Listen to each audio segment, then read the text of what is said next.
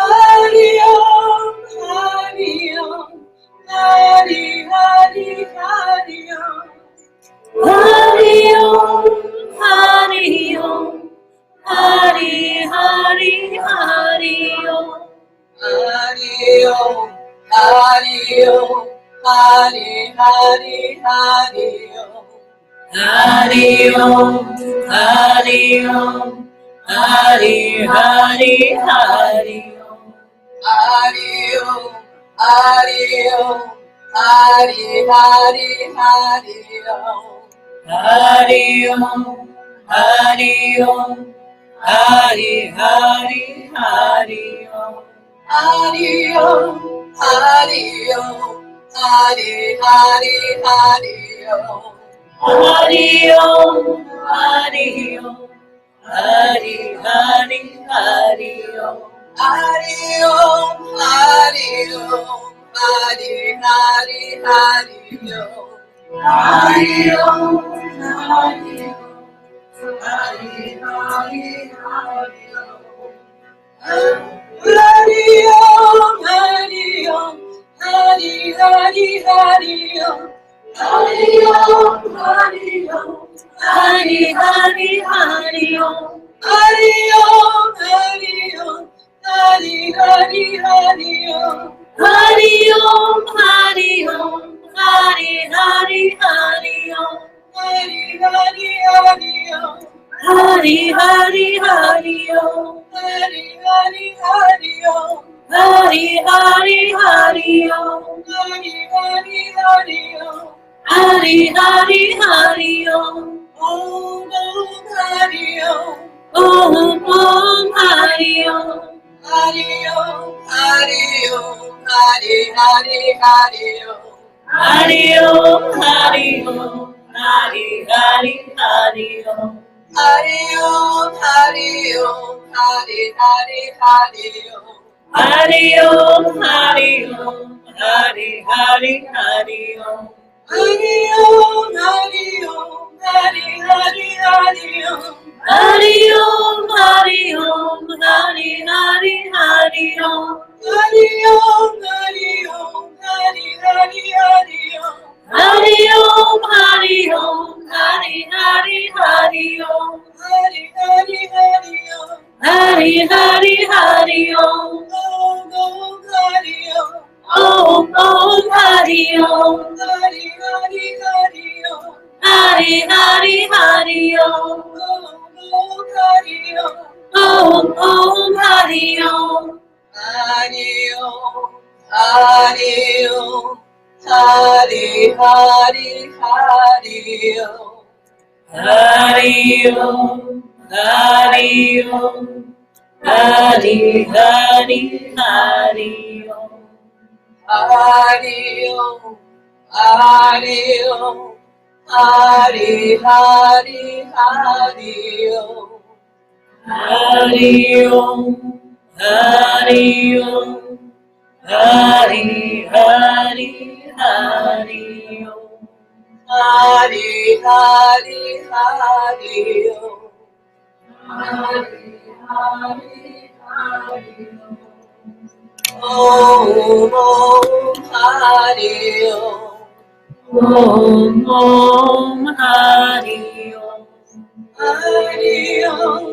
Hari Om. Hari Hari Hari Om. Hari Om. Hari Om. Hari Hari Hari Om. Hari Om. Hari Om. Hari Hari Hari Om. Hari Om. Hari Om. Hari Hari Hari Om. Hari Om. Hari Om. Hari Hari Hari Om. Hari Om. Hari Om. Hari Hari Hari Om. Hari Hari Hari Om. Hari Hari Hari Om. Om Hari Om. Om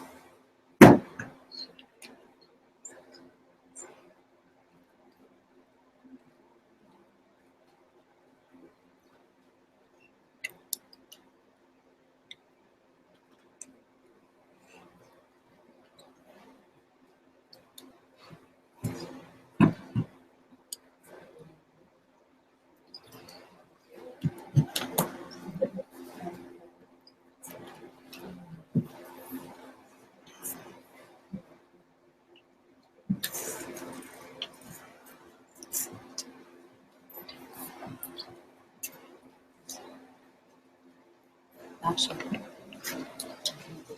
after you do the intro. Do the intro next time. With the same you can.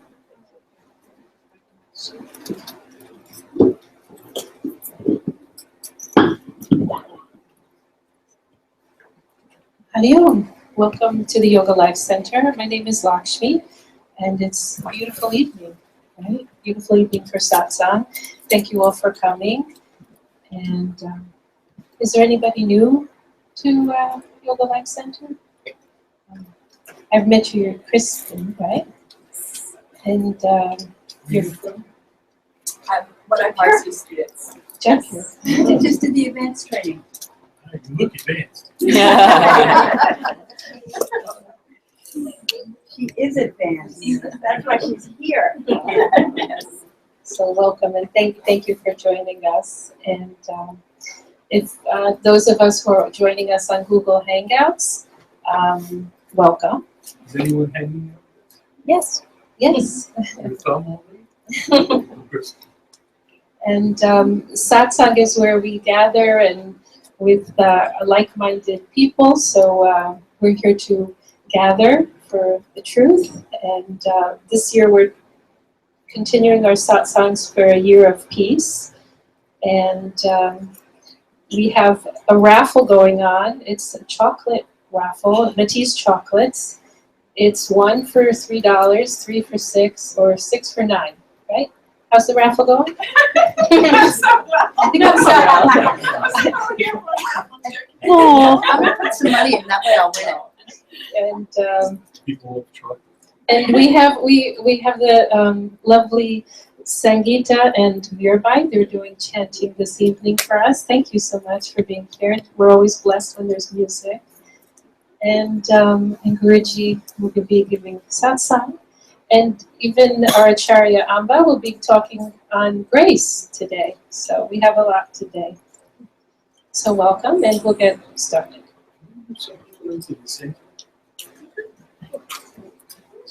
It's funny to speak when there's nobody here.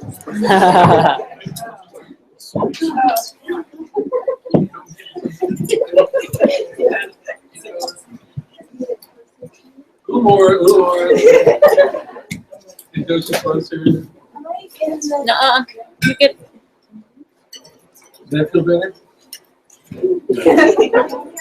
Well, I'm looking this way, there's nobody there.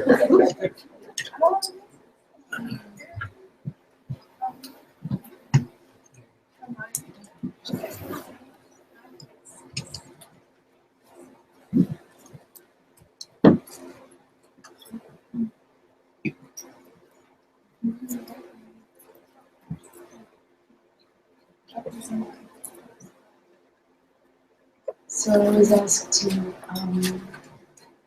sing something that might help to dispel fear.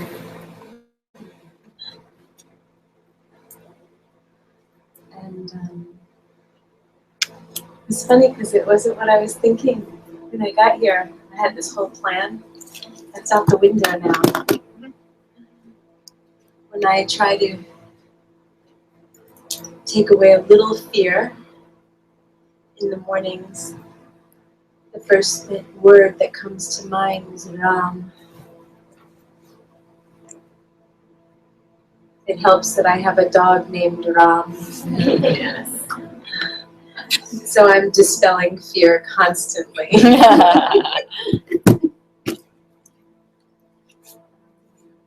Ram and Sita and Hanuman exhibit devotion in motion throughout this tale called the Ramayana. And I'm not going to chant the Chalisa because I don't think we have time, but when we chant the Chalisa, at least for me, it's an act of courage and I have to dispel fear just to get through it. So I usually ask everyone to help me. But Hanuman, he bestows courage in us.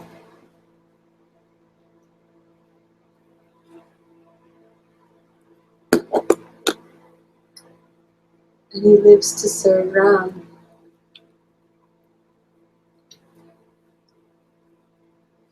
And he overcomes all fears and doubts of who he thinks he is in service to Ram and Sita. So we'll chant all of those.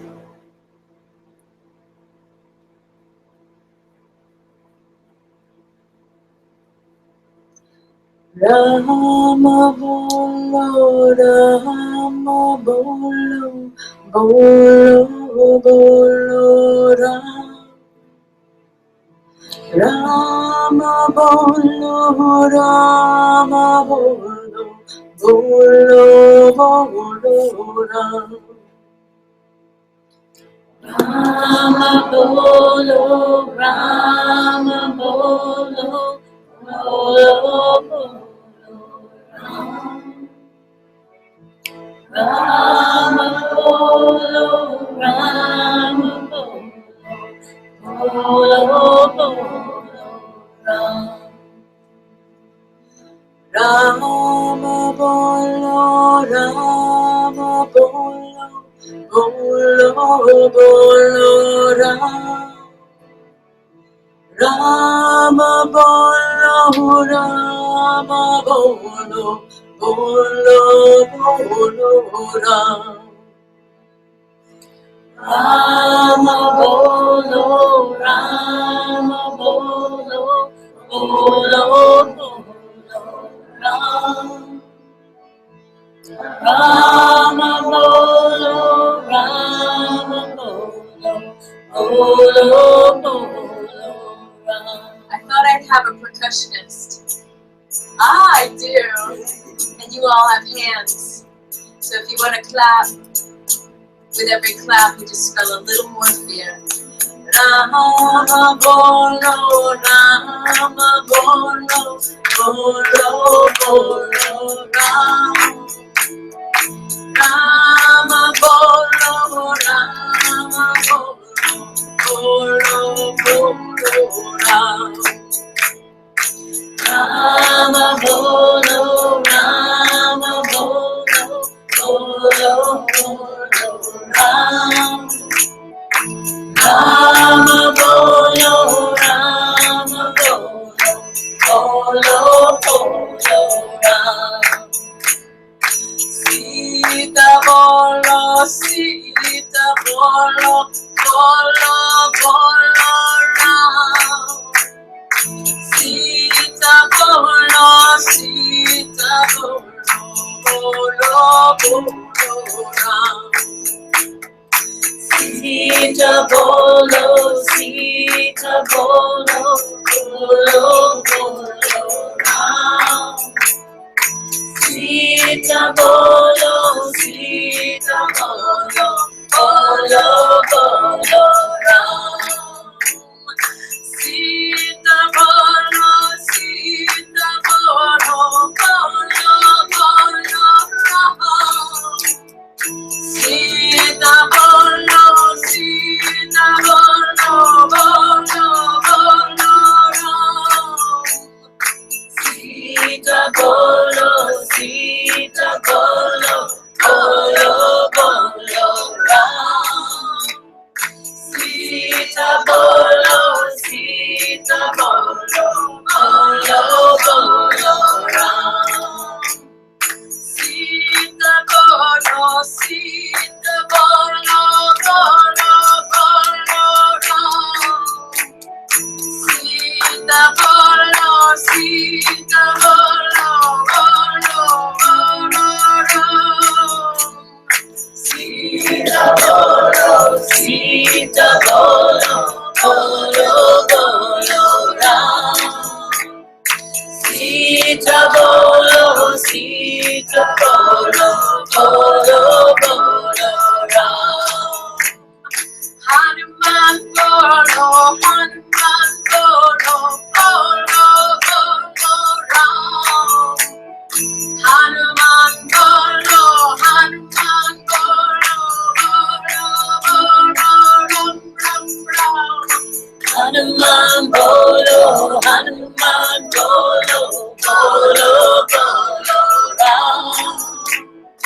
Hanuman bolo, Hanuman bolo, bolo bolo ram. Hanuman bolo, Hanuman bolo, bolo bolo ram ram. Hanuman bolo, Hanuman bolo, bolo bolo ram. Hanuman bolo,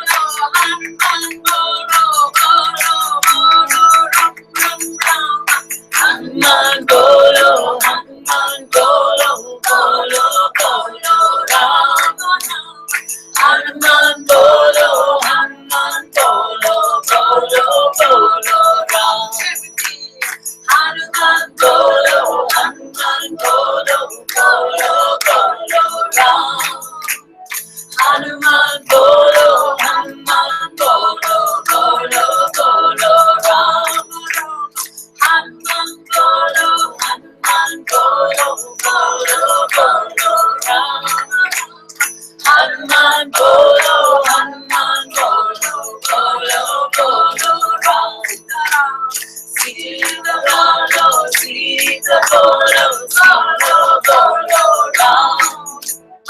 Sita bolo, Sita bolo, bolo bolo ram. Sita bolo, Sita bolo, bolo bolo ram. Sita bolo, Sita bolo, bolo bolo ram. Rama bolo, Rama bolo, bolo bolo Rama.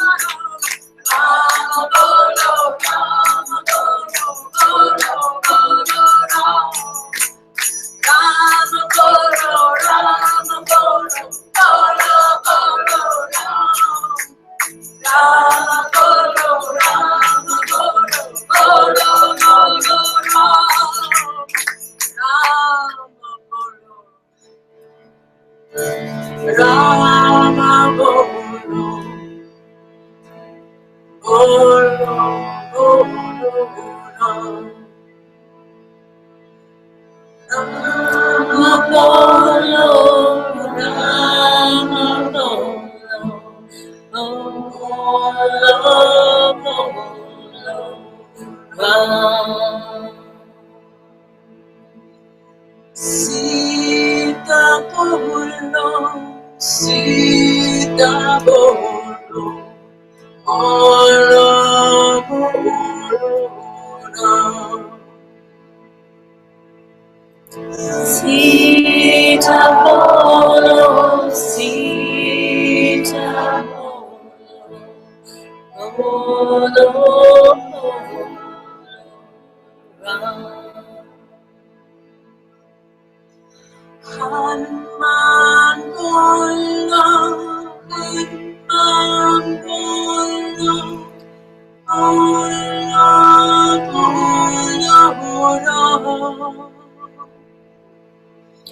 Hanuman bolo, Hanuman bolo, bolo bolo Ram. Just in case everyone didn't hear. Let's do that again. Hanuman bolo, Hanuman bolo, bolo bolo Ram.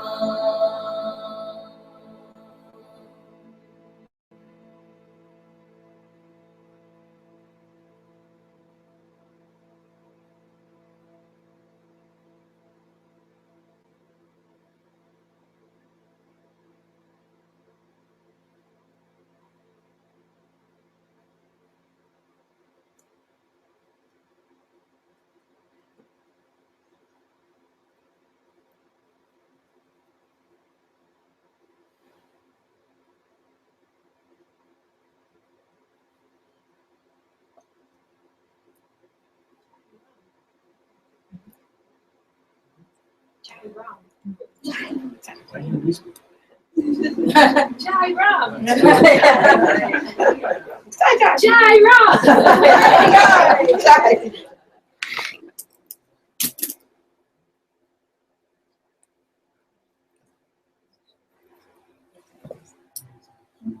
didn't know if she was going to do one more. Or am I starting?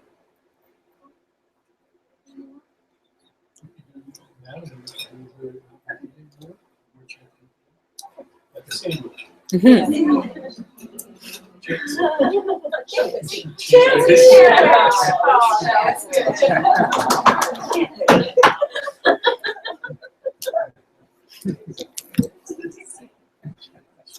It's chant.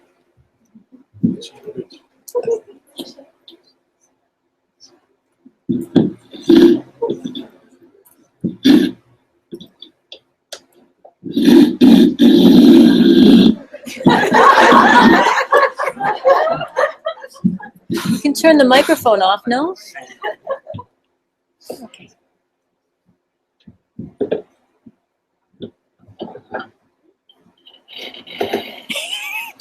Turn it off to move it.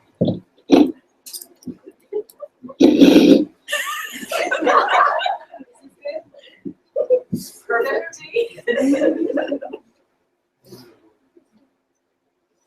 Yes, the question is, can you hear me?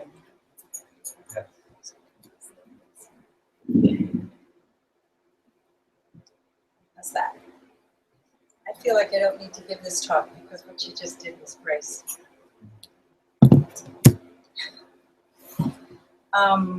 So I'm going to start this talk tonight. Padayamam Amba, Acharya Amba. And Satya and I from Jaipur got this email from one of our teachers this week, and it was talking about the violence of the recent weeks. So I sort of thought it would be a nice segue into talking about grace. And it starts, the violence in the news the past few weeks has truly been stunning. Among many other incidents, we have the Orlando massacre, the killing of Harambe the gorilla, and the sexual assault by a male Stanford student who received an unconscionably lenient sentence. There are, of course, many important factors that led to each of these incidents, and these factors need to be identified, explored, and addressed. But there is a common thread that underlies all of these incidents, and that underlies all violence, and that thread is not generally recognized in the media and public discourse: a sense of separation from others, separation of one human from another, of humans from other animals, and of humans from the earth. When we see ourselves as a special case, as having qualities, status, needs, desires, beliefs, etc., that set us apart from others, we open ourselves to the impulse to exploit and exert power over others. The way that impulse has expressed itself lately has taken many horrific forms: murder, imprisonment of animals, assault, cynical racialization, and others. but it is the same impulse in each case.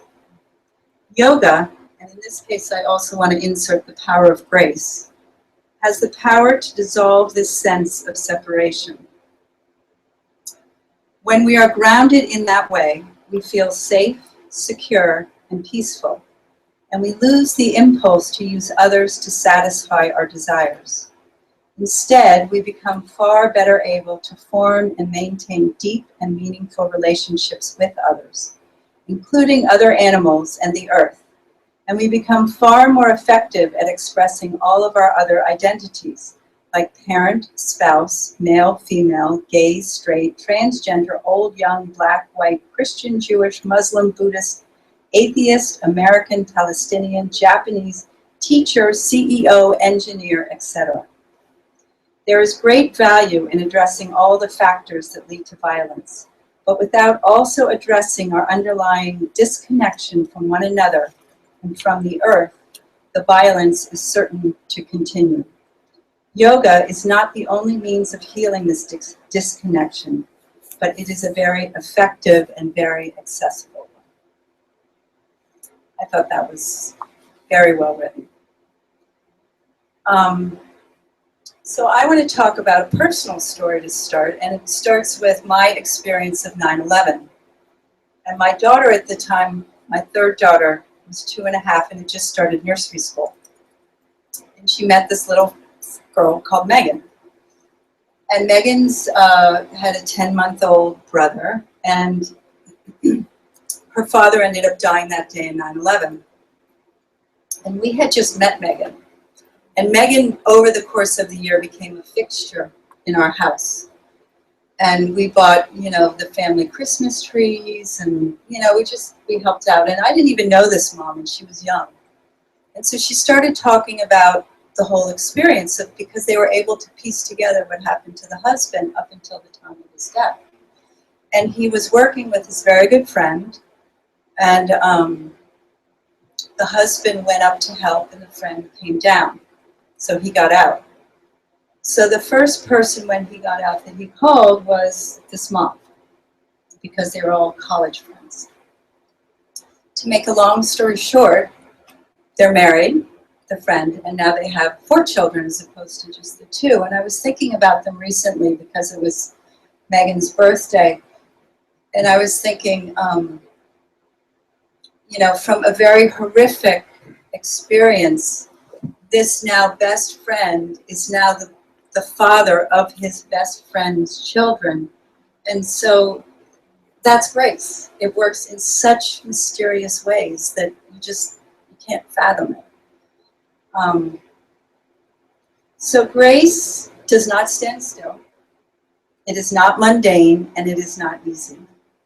And when I was preparing for this talk, I asked my kids what they thought grace meant. And one said, I don't know. I don't know if I've really experienced grace.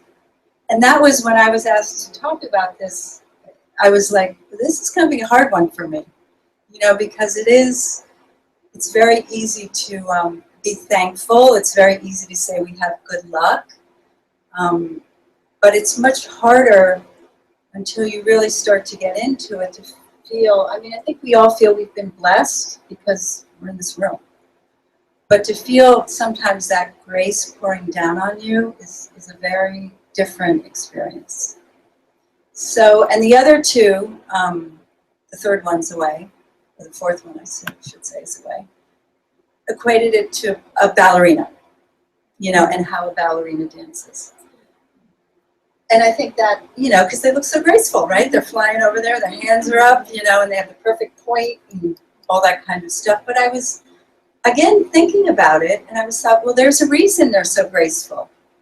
And the reason is when they are at a certain level, because we all have to get through all these levels, but when they are at that higher level, they have really connected to that place inside, and that's why they're so graceful.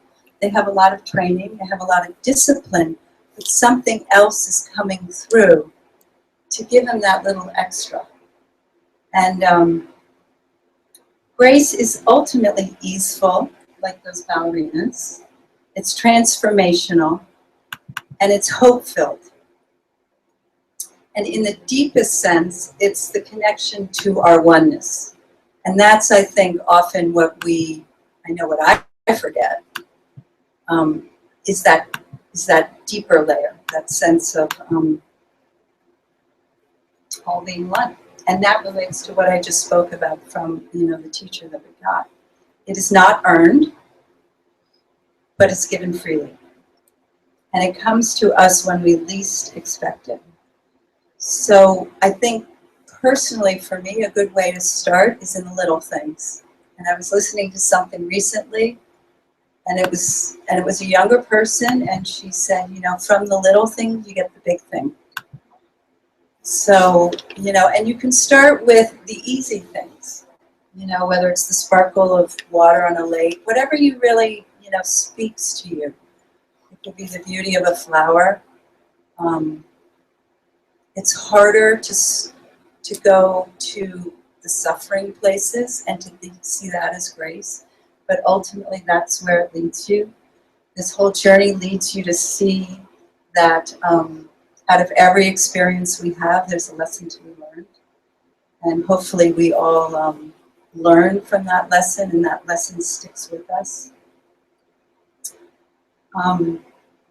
So I know also for myself, in terms of starting this whole journey, was in the 20s, I was living in the city, and I was doing, at that point, what any 20-year-old does, and I was having a lot of fun. And I was going out and drinking and going to bars and staying up late. It was fun. And then I met my husband, and we started having kids, and that was in my more mid-30s, and I really, at that point, started feeling like something was missing. I had no idea what it was, but something was missing. And it wasn't from any experience, whatever, it was just, there wasn't something there. So, because I had little kids at that point, we started going to church, and I thought, that was part of the something. But then when I turned 40, I was like, I think I'm going to try yoga. And that's what I did. I tried yoga. And I took to it like fish in water. And then I did teacher training and teacher training, and that was sort of how I ended up here. But what I've really found is that through all of this spiritual training and spiritual journey, that has filled the hole. And the whole ultimately was that sense of oneness, of that sense of grace, and of knowing that in some sense, we're all united. And Richard Rohr says the same thing. He says in our 20s and 30s, we're, what does he say?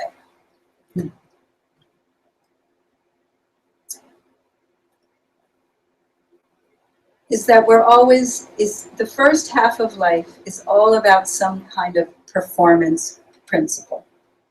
And it seems that it must be that way. You have to do it wrong before you know what right might be. In the second half of life, you start to understand that life is not only about doing, it is about being. And he goes into this whole story about his father and how his father worked for the railroad, and then, to make a long story short, his father retired, and he didn't know who he was. So he went to his son, the priest, to try and help him figure out who he was. And he asked him to pray with him. And that's sort of what we're all about now, is we're in the being mode. As if we don't have to perform anymore. We can just be and try and figure things out. So that's a very long-winded way of saying that grace for me is grounded in that faith. And the root of faith is ultimately surrender. And that's what we're all trying to do in this room somewhat, is trying to surrender a little bit and just trying to give ourselves over so that we can begin to explore all the different energies of the universe and all the different energies that lead to our inner light. And in terms of that, I was reading in the beginning of the week from the New York Times. It was talking about Orlando. And, it, as we all know, it was a gay club. And it was talking about it from the Latino family's point of view. And culturally for them, you did not want to be gay. And they spoke about this one specific son who reached out to his mommy. And he said, Mommy, he called him his friend, but it was really his partner. My friend was in there. And the mother's response was, well, I hope you weren't. Because she didn't want to know that her son was gay. On the flip side of it, what it did also was really unite all these families to come out and really grieve together for all of the people that were in this club. So what it made me think of, people's first reaction is just like in 9/11 and any big tragedy, is one of compassion. And really, what is compassion? Compassion for me is like grace in action. Because you've given yourself, you've forgotten about all of what you've set up, all those boundaries you've set up, and you've given yourself over ultimately to a form of love. So another piece of the foundation of grace, if we're going to put it in yogic terms, would be that Ishvara Pranidhana. And that's really the letting go of all expectations. And as I was thinking about all of this, I was thinking, well, we all need to set up these good foundations. So for us, as yogis and yoginis, the foundations part of them would come from the Yoga Sutras. So part of them would be just following the yamas and the niyamas. And the first one, does everybody know what the yamas and the niyamas are, or should I go through them? We're good? Good. So ultimately, these support an open heart and an open mind. And it begins to stop defining the boundaries. So I have a very funny story. When my kids were little, Masha, you've heard it. It was a very hot summer day, so I had like a 2-year-old, a 5-year-old, and a 6-year-old. And I let them take some friends. We were going to go to the beach. It was like 100 degrees out. So we're going to go to Sandy Hook. So when you have kids that little, you know how full you have a lot of stuff in the car. So we drive down to Sandy Hook, and I just drove to the parking lot where there was the least amount of cars. Park, and you have to hike out to get to the beach. When we get out to the beach, the kids look up at me and they're like, Mom, nobody has bathing suits on. We were at the new beach. And it was very funny because Annie, who was the littlest, like this big, she remembers it very clearly because she was like at eye level with But one of the things they remember that Jessie pointed out to me was, they had lines on the beach. So you couldn't cross over the lines. So the nude person couldn't go into the bathing suit part. And there was this one man who was nude who started swimming over into the bathing suit part. And the lifeguards got very upset. And they made him go back. But that's how much boundaries, can set up.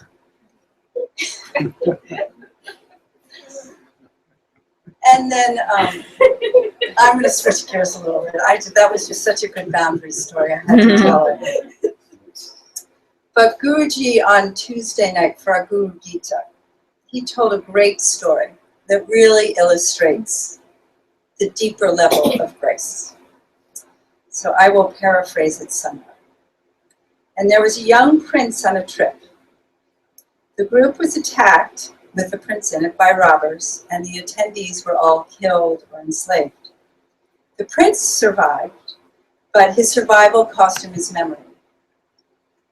So he had no recollection of where he was from or what he was doing, and he just had, I guess they took his clothes, he's just in these dirty, ragged clothes. So, and it was also a time in the land where there was a lot of famine, drought, a lot of deprivation.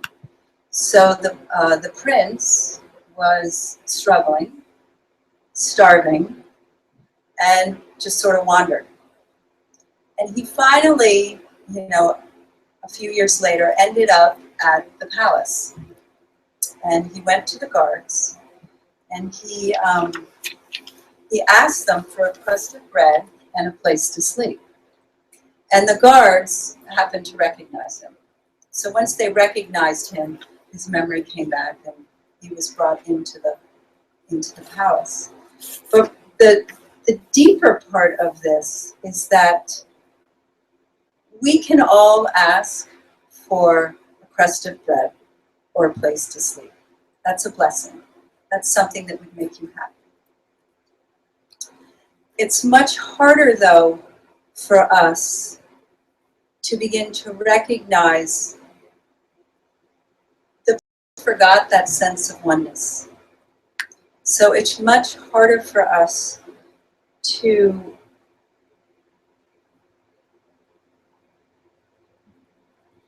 realize that we can get so much more. That when we really start to realize our connection with others, the sky's the limit. And grace comes more and more as you see yourself as that one, as that connected person, or understand that the guru, the teacher, is within. Grace is always there, but you have to take it.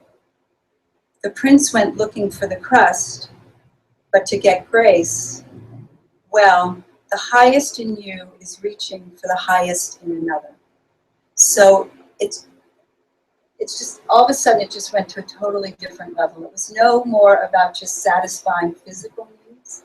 It was really about satisfying spiritual needs, mental, emotional, and just at the deepest level. Grace recognizes what you are looking for. We see oneness in ourselves and thus in others.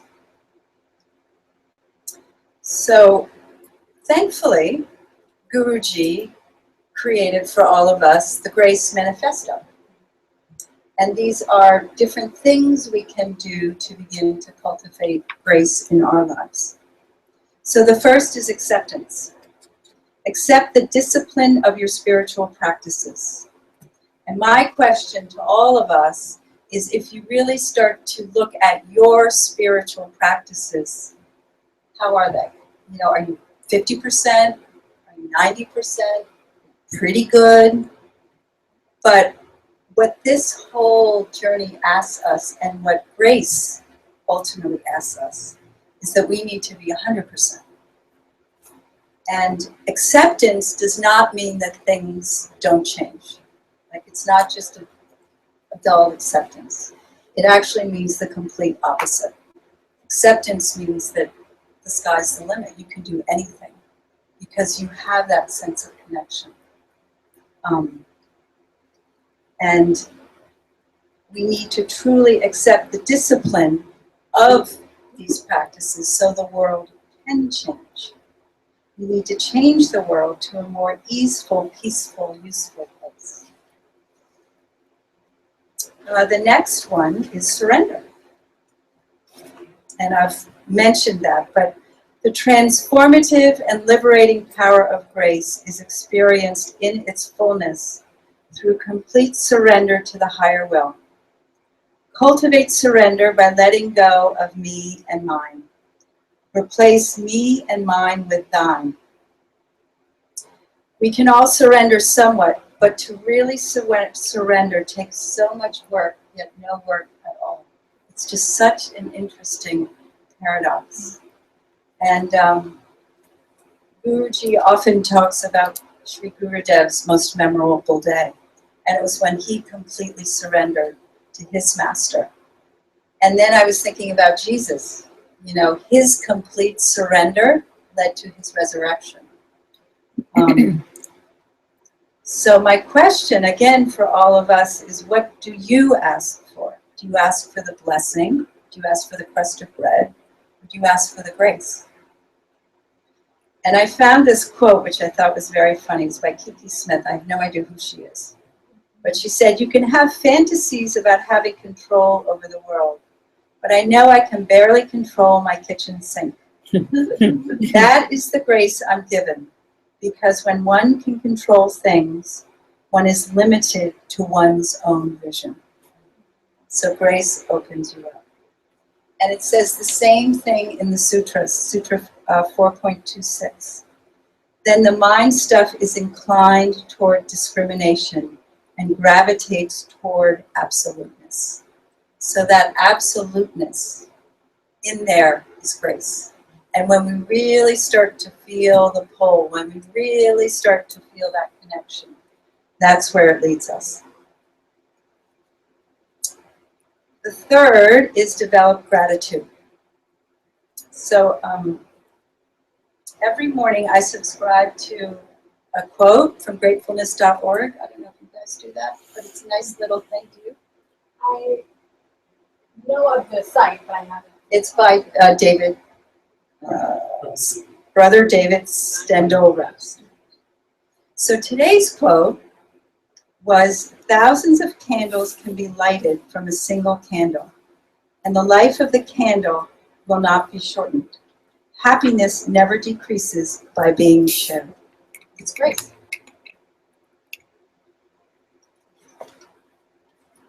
And he also gave a TED talk, and he talked about how happiness does not lead to gratefulness.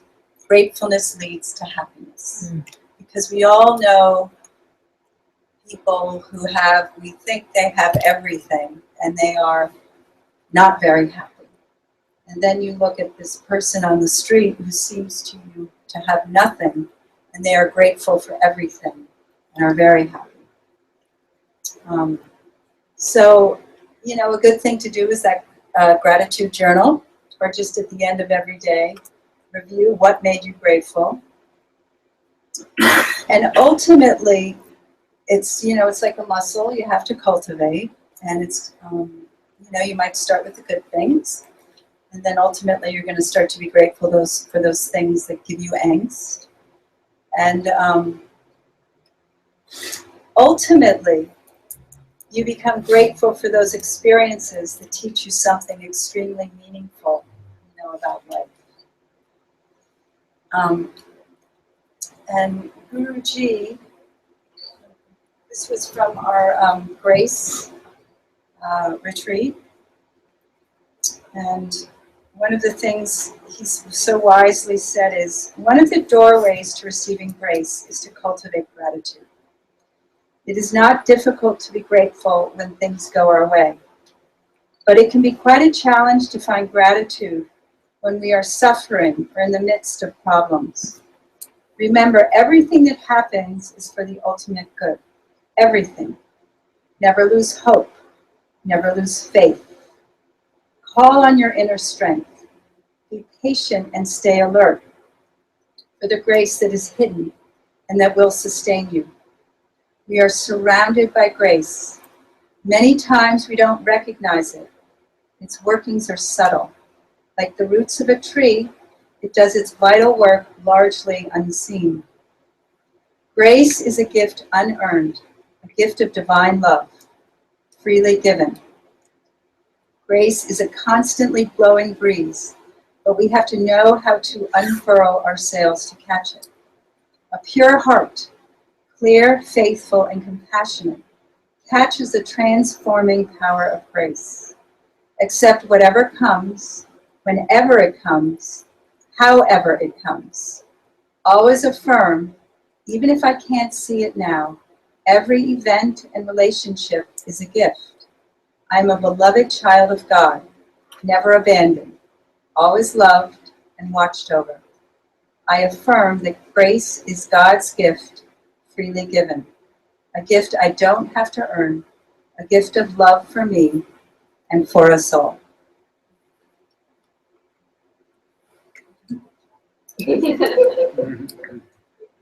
And from Petra, love is the crowning grace of humanity, the holiest right of the soul, the golden link which binds us to duty and truth, the redeeming principle that chiefly reconciles the heart to life and is prophetic of eternal good. The last one is mercy. Mercy and grace are one and the same. Mercy is receiving a gift that can never be earned. And like grace, we need to be open to it, accept it, be grateful, and then share and pass it along. Mercy is never to be hoarded. And it's developed by, in Buddhist principles, the three jewels. First is the guru and the teachers. And one question I'd like to ask everybody in this room is think about when you began and where you are now, and how you react to certain things, and how when situations come up, do you react differently because you have the underpinning of the teachings? So is your life ultimately, without even realizing it, a little more grace-filled? And for me, what I want to say is one of the most significant things I've learned is that there's a lesson in every hardship. So I would ask you to consider, as time goes on, what grace really means to you. The next one would be the Sangha, and how much we've all learned from one another, supported one another, and gotten frustrated with one another. And again, valuable lessons. And I was talking to some of the Sanghaites, who call us, and talking about when Guru Purnima and Jayanti was just beginning, and how those few people had to do everything, and how it was a little overwhelming, and how now we have much more of a group to support us to do all the different tasks. So it makes the workings much, much more easeful. That's grace. That is grace. Guruji ends this manifest with the following. Grace is always surrounding us. We are being bombarded by love and mercy every moment of every day. Follow the ideas listed above and begin to experience grace today. Now, Thomas Guthrie said, as in nature, as in art, so in grace. It is rough treatment that gives souls, as well as stones, their luster. And I just like to end by saying one of my most grace-filled moments over this past week was Satya and I, my partner at Jaipur, we got a text from one of our advanced trainees. And he's a young gay person. And he was so thankful. He said, I'm this queer, young, gay person. And he said, I've never felt so accepted than at Jaipur, at the center. And I took that as like the highest compliment, we can have, because he felt so comfortable. That's grace. And it didn't come from me. It came from, I'm not Jaipur. Everybody there is Jaipur. It's just like, I'm not Yoga Life Center. Everybody's Yoga Life Center. But if we can really start to open our eyes to that, it will change. It will change your life. Thank you.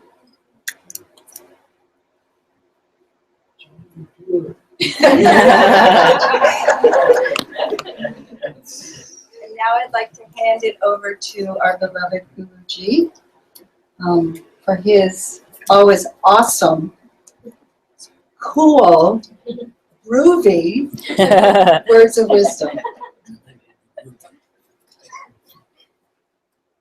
Ask me, do we have more of those manifestos? I have one here. I can make a copy of this. We should make a few. We should manifest. Manifest it.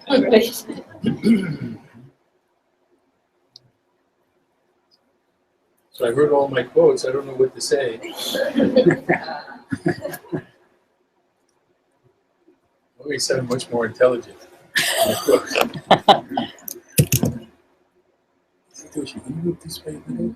Someone's sitting behind you. That's right. You're good.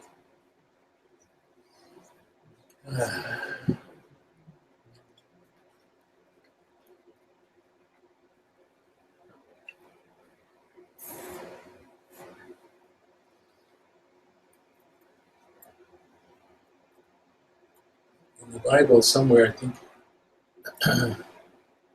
in one of the letters from James, it says, all things work for good in this world, which is usually where people stop. The book keeps going though. All things work for good for those that love God and for whom God has a purpose. So it's kind of, the first part, most people will read and say, yes. And the second part is like, it kind of sounds exclusionary. So I think it's probably missing a word.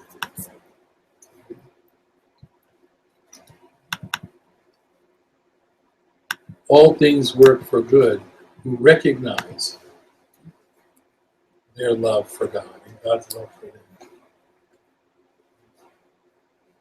And who recognize that they have a purpose. Then it's accurate. We don't know, maybe someone missed it when they were copying it. It was all hand copied. Can you imagine copying the entire Bible by hand? You had to have some days when you were like a little, oh, I don't feel so good.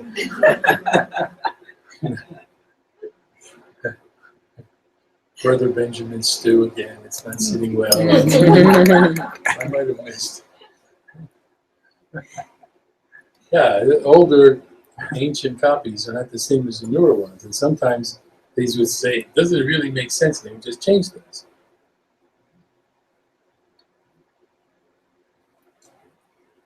So when we read these things, we should read with yogic eyes. Yoga pratyaksha, it's called. Yoga perception. Aksha is eyes.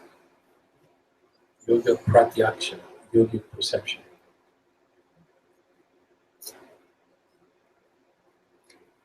So in these days, as Amba said, so many acts of violence, so many disturbing stories. And then we sit here and we'll say something like, well, it's all for good. And maybe when you hear those words, you're thinking, that's a helpful teaching, I'm going to hold on to it. But then maybe when you get home, it's like, really? All things are for good?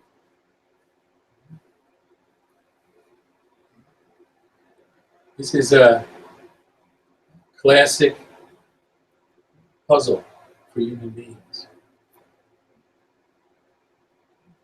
Most people believe in some kind of supreme being, supreme power. So the question comes, why would God allow it? How can it be a good thing? These horrific acts of violence.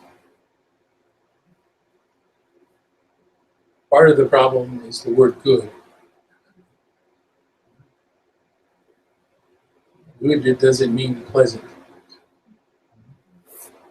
Good isn't, it's all for pleasant.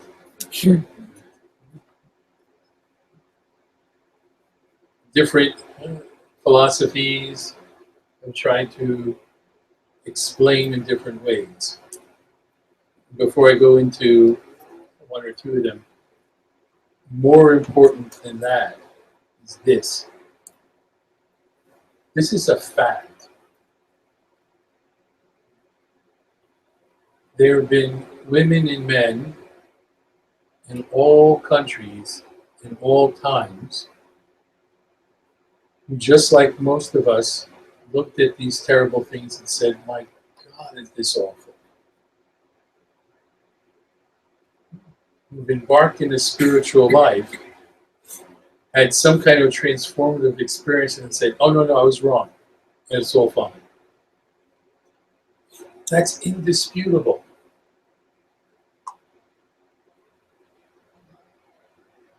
It's happened for thousands of years, at least 10,000 years. We have records. All these great sages, saints, prophets, most of them didn't start out that way. They start out as regular folk, regular concerns. Many of them had much harder lives than any of us have had when it comes to just the necessities. We think terrorism is a problem now. What do you think it was like in Israel 2,000 years ago? This would be vacation. They would love to be here.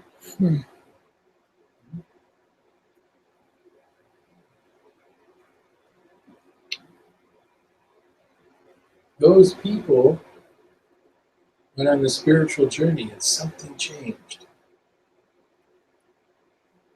Something transformed them so that when they looked at the same world, they said, no, I can't explain it. It's all okay. Doesn't make the suffering go away. You see. The people who achieve that spiritual maturity feel the pain of others even more than the average person does.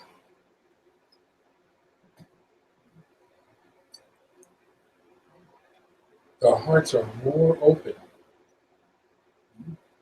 because of the oneness that they experience. Someone else's pain is their pain. Not just as a philosopher, they feel it.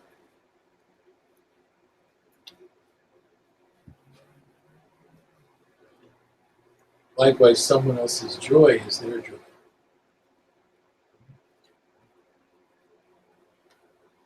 So, if you have friends or family and you said, well, it's all for good, and they look at you like you were loony, it's not much of an easy answer.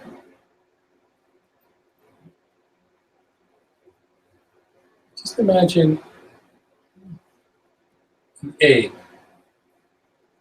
bird's egg.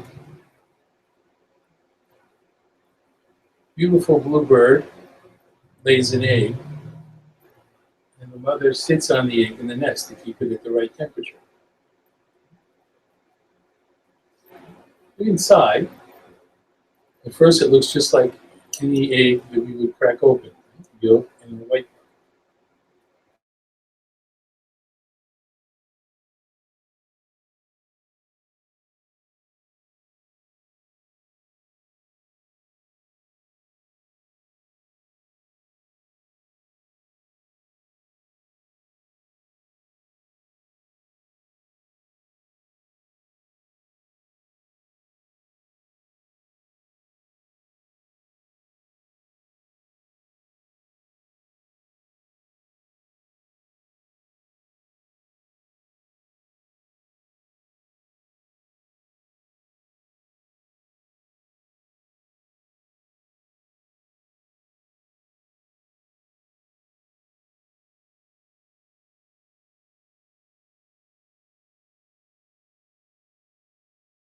You can say there's consciousness there, but it's like deep sleep consciousness. What makes us feel pain is the ego consciousness, ego connection.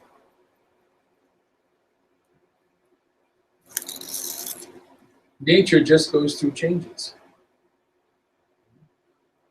Physical nature just changes.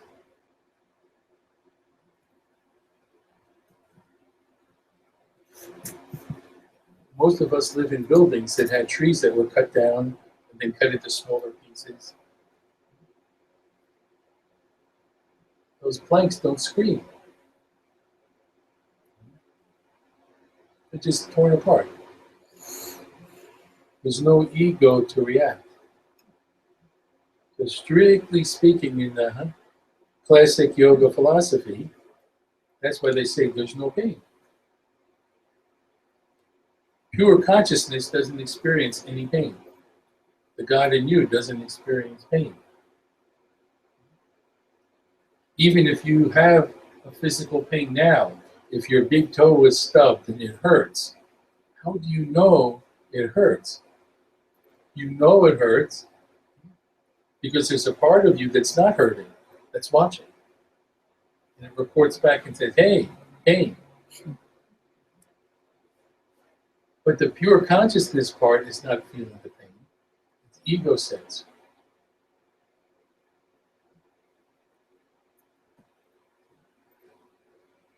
Nature just goes through changes. Those of you who are interested or are already fans of the Yoga Sutras, you have to read the ones that you don't like to read. That talks about the quality of nature just going through changes. Nothing is destroyed, just goes through changes. Past, present, future. It says subsiding, arising, and latent tendencies. All of that. This microphone stand is here now. One day it'll be some kind of dust somewhere. That's not an evil thing. Part of nature. You take a shower and you murder millions of skin lice that are on you. You have about 6 billion. Lice. Mites. Mites. Some, who knows? Mites. I always wonder who counted. Have you ever seen pictures? Looks like creatures from Star Wars. They're all over in your court. And they keep you healthy. Their job is to eat harmful bacteria. So there they are, just doing their thing. Maybe they feel good about it. Cleaning up this person pretty good. Then you get up in the morning and say, I have to be a clean person. I'll take a shower. Take your soap, put it all over, and then go, oh no! Wash away. It's nature.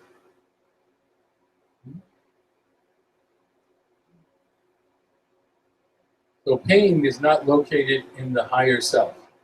Pain is located in the ego. All things do work together. Means everything has a purpose. Rather than it's all for good, you could say there's a purpose for everything.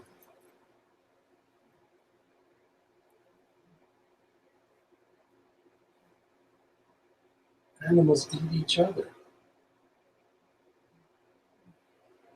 We might find that hard to see, but it isn't a tragedy. They're built for that. Lion is going to attack the gazelle. It's hungry. That's its food.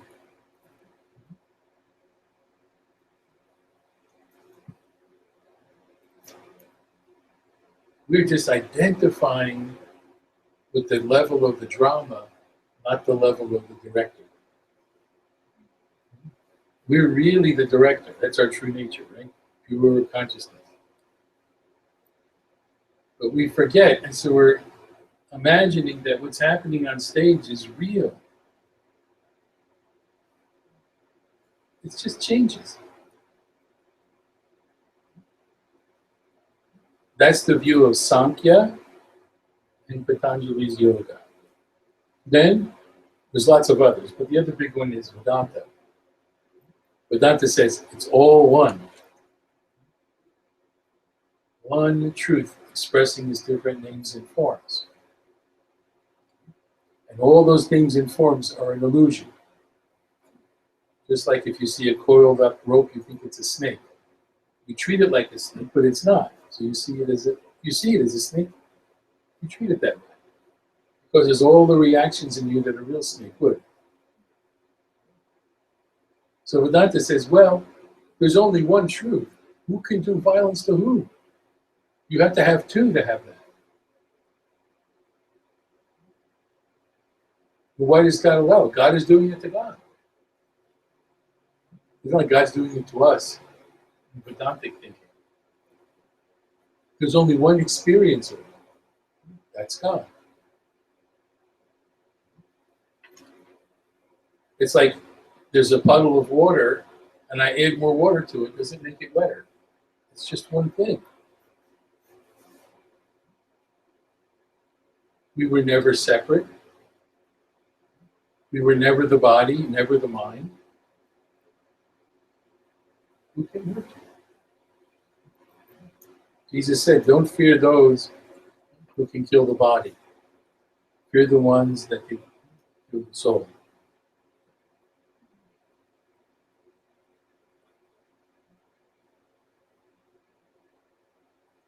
Don't limit your life to a few years on this planet. That's not where you live. Your body's going through a little trip. You don't live there. You live in eternity. Nothing can hurt you there. Nothing to fear. Fear is the biggest poison.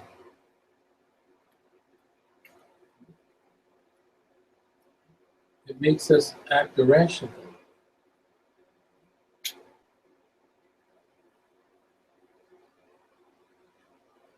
I just heard a statistic this morning.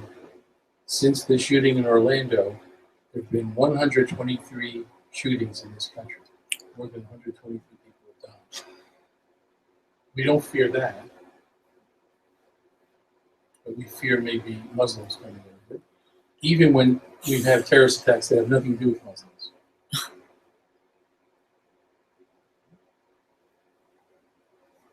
.01% are estimated Muslims might be involved in some terrorism.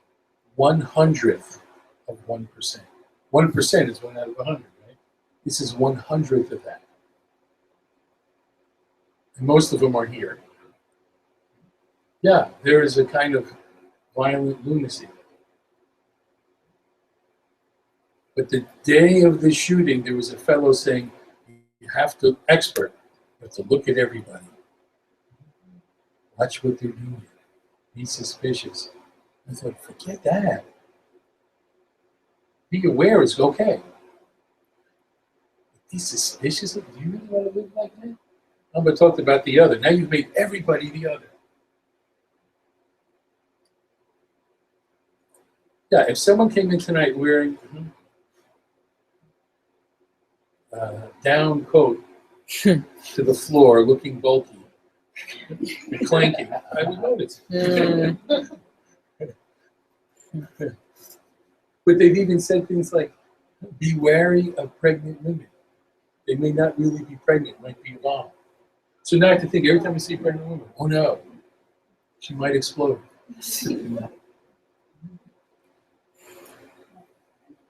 Years ago, you all remember or know of the fact that President Reagan was shot.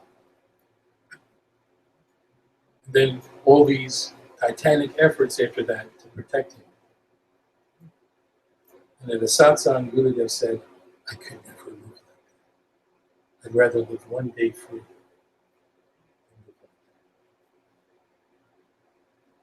That's what we should be for. Yeah, reasonable care. Have your car tuned up, make sure the tires are inflated.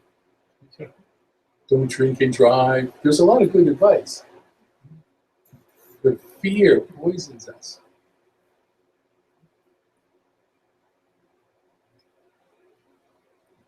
That's when we start looking for scapegoat, somebody to blame. One of the reasons that happens, by the way, is the way we misuse religion. Religion isn't a cause of violence, but it's very good at being used for that. So you go to whatever house of worship, and who's ever the preacher, priest, whatever, will probably at some point talk about the all-merciful, all-loving God. We like that idea. This big kind of a parental figure someplace who loves me so much and nothing bad will ever happen to me because I've been told by the priest that this all-powerful being won't let anything bad happen. And I look at the world, I say, it can't be true. What's going on? You know the word cognitive dissonance? And the whole two thoughts that can't be reconciled in your mind at the same time? That's what happens, cognitive dissonance. The all-loving, merciful God who allows all these terrible things. So if terrible things are happening, by the way, this is all scientifically proven. If terrible things are happening, I have to find someone to blame. Someone is blocking God's grace. I call that splitting and projecting. Now I have an other. In this case, lots of times we blame Muslims. It's their fault, it's their religion that's causing everything. It can't be us, because we're good. Once you judge yourself to be perfect, as we sometimes do in America, we're so proud of being the greatest country in every way. No faults. Do you remember getting into the Iraq War, hearing about American exceptionalism? Did you know about that? This is it. This is the fellows who engineered the war. I heard them. This is not like I read it even. I heard them saying, we're exceptional. We have pure virtue. And we're the greatest power. So it behooves us to go around changing regimes. We should do that. If we don't do that, it's immoral. That's what they said. These are the fellows, I won't mention all the names, maybe you can know them, some of the names. They said, yeah, that's true. Once you feel you have all the good, you have no room to grow. You have to split and project. If something is wrong, it can't be us. Some fundamentalist preachers blamed 9/11 on gays and lesbians. They blamed Katrina on gays and lesbians.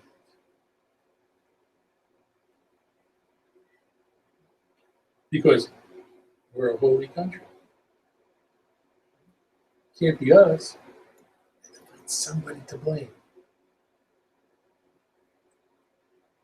That is violence.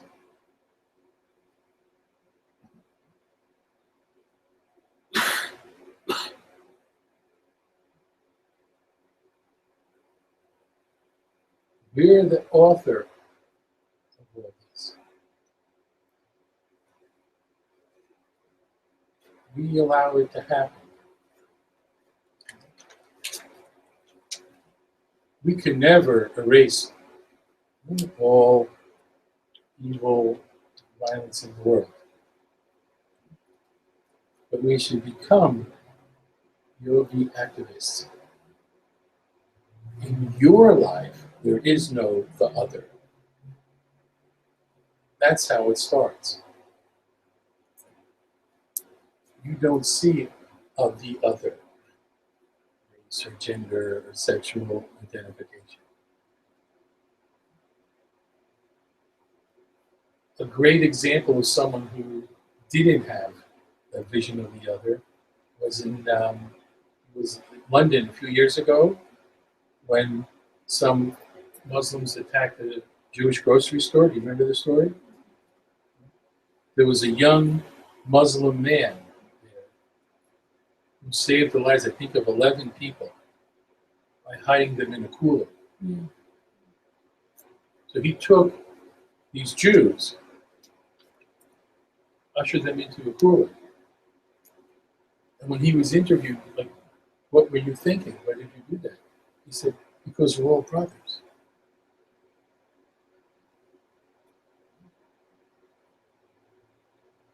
You see that now even with what happened in Orlando. It was amazing. The next day or two, there were literally thousands of vigils all over the world.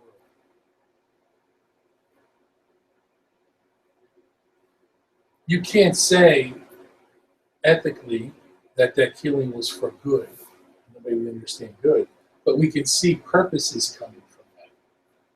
we could see fallout from that we can treasure. We can see people coming together that never came together. We can see sympathy for a lifestyle, people who never had sympathy before. It would be wrong to just say, well, that proves it was for good. That's putting worth on something. It just philosophically doesn't even make sense. But we can look at something that happens, like the egg cracking and a bird comes out.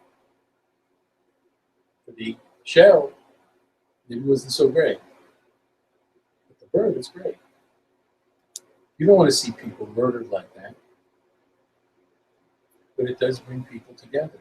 For years, this is all now, some of you are too young to remember this. When we got involved in yoga way back in the Stone Age, it was actually the nuclear age. It wasn't too many years from when they were selling fallout shelters on corners. People were so afraid. By the way, that feels much more than this.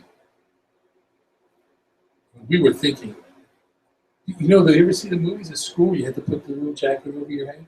We had nuclear bomb drills like every month. And then we think, especially in the spring, I had this little tiny jacket. This? It's a put it over your head. And I was like, this? I told the teacher, I'd rather look at the window and see it. Mm-hmm. If I'm going to go, let me see the, oh, look at that place. Poof, I'm done. Or else I'm doing this and poof, I'm done. There's no fun. At least give me a moment of fun. Like, I don't want to die in my sleep. I don't want to miss it. Darn, I missed it. I have to get born again just so I can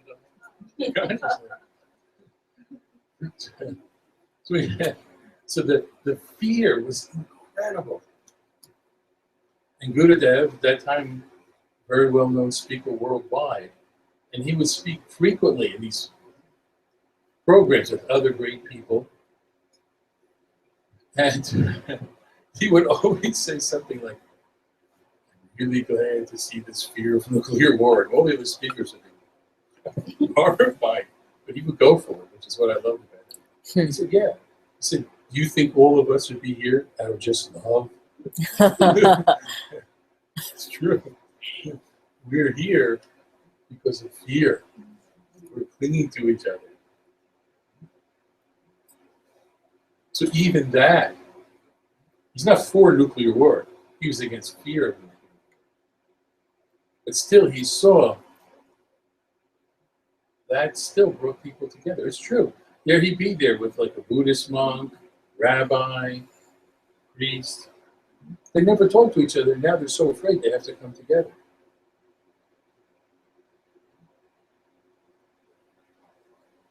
That's what is trying to be conveyed with It's All for Good. On the grand arc of time, too big for us to even imagine,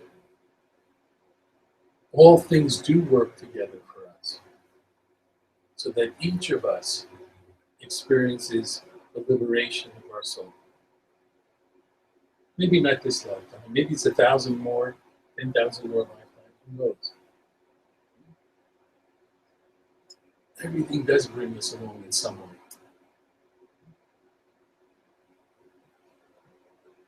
And you think that that shooter, he's having an easy time now?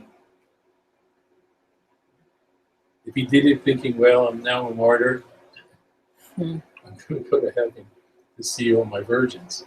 You know the real translation. I said this before, and I just had it confirmed. The 72 virgins, it's a mistranslation. This is true. You're not going to believe it. It really means 72 raisins. Absolutely true. Allahu Akbar. Here's a bowl of raisins.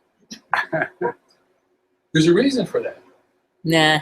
Because it's Sorry. because the picture they had of heaven was something very lush. Where you would have all kinds of dried fruit. It was like that was like it's like us being like in heaven filled with cannolis. I'll do this, I'll get like a dozen cannolis. You know, it's something extravagant in that time. This was like symbolic of something very precious. That's what it is. 72 raisins. I just think there is a kind of a strange humor that they blow themselves up and then they go and say, "Here's your bowl." You know, where are the girls? No, this is it. So if you have some people considering suicide bombing, just they had better really love raisins because that's all they're going to get. Yes. It's reminding me of a little cartoon I saw. Paris went to heaven. The caption underneath said, "These aren't the 72 virgins I was imagining. 72 nuns." That's funny. That's true. That's true. Could be 72 nuns. Wow, right? For those who grew up Catholic, that's pretty frightening. 72 nuns. Yeah. So a lot of what comes from that. It comes from you identify strongly with your group. You think of your group as all good. Then you don't see that there's all good in the world. Then you have to project it outside somewhere. Then that gives the room for a mind, especially a mind that isn't balanced, to do what they call altruistic evil. That justifies an evil act. I'm really doing it because you hear them talk. You can hear the people in ISIS. I read a most horrific account of these men who were daily raping these women over and over again. And they would say to them, "You're really lucky I'm doing this to you. This is a blessing for you." That's altruistic evil. I'm not doing it for myself. I'm doing it for the good, greater good. It starts with this idea of the other. You really should do things where you're put with people that make you a little uncomfortable. Even just a little bit. And one of the things we enjoy doing is going to like ethnic markets where they don't translate what the foods are. Pick up a pack. What is this? Does it look like anything you've ever eaten? Eat in a place where you don't know anything. You're at a disadvantage. Go visit like a Buddhist or Hindu temple. They'll be doing all kinds of stuff. You have no idea what they're doing. Swim in that discomfort.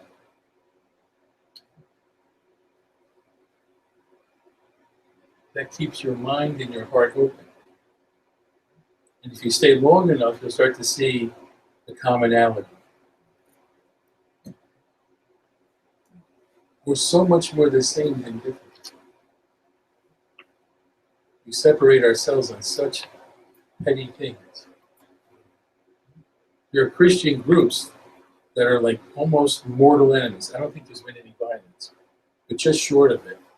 And it has to do with how you get baptized. I don't know if you know this. There's the full submersion Baptists and there's the pouring Baptists. They don't like each other at all. Because one says, well, the Bible, the only instance we know of baptism was John the Baptist. He was dunking everybody in the river. So that's the only legitimate baptism. You just pour water, it doesn't count, they're not baptized. Those people will go to hell when they die. That's not done. The full submersion people divided up into two groups. There's the ones that have a vat in the church. And then there's the ones that say, that's not right. It has to be a river. So you're doing baptism kind of illegally. They'll go to hell. Only our people go to hell.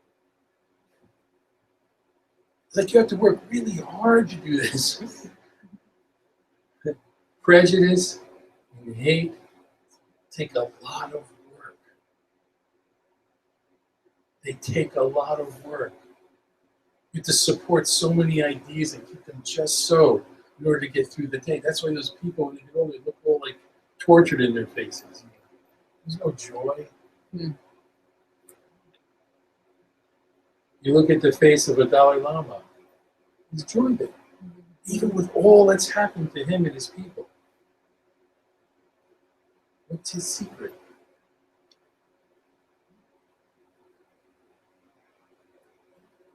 When you make yourself small, you torture yourself. It's always a temptation.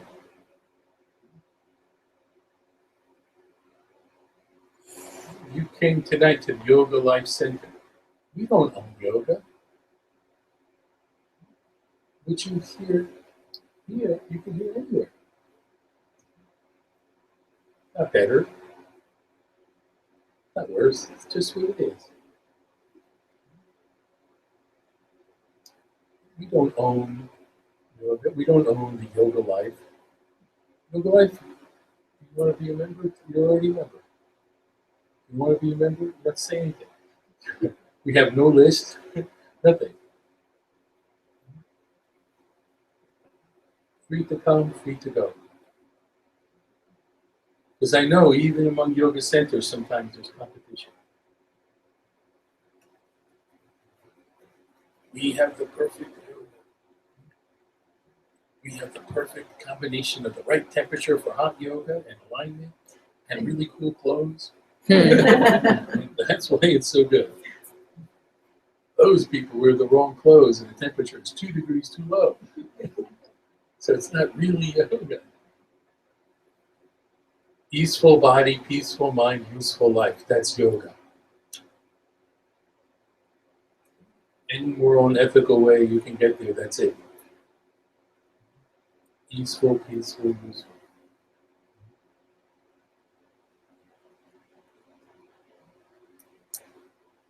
Certainly, people would have kind of a familial feeling about their own place. You should feel, this is the best for me. That's fine. The best for you is fine. But not just the best.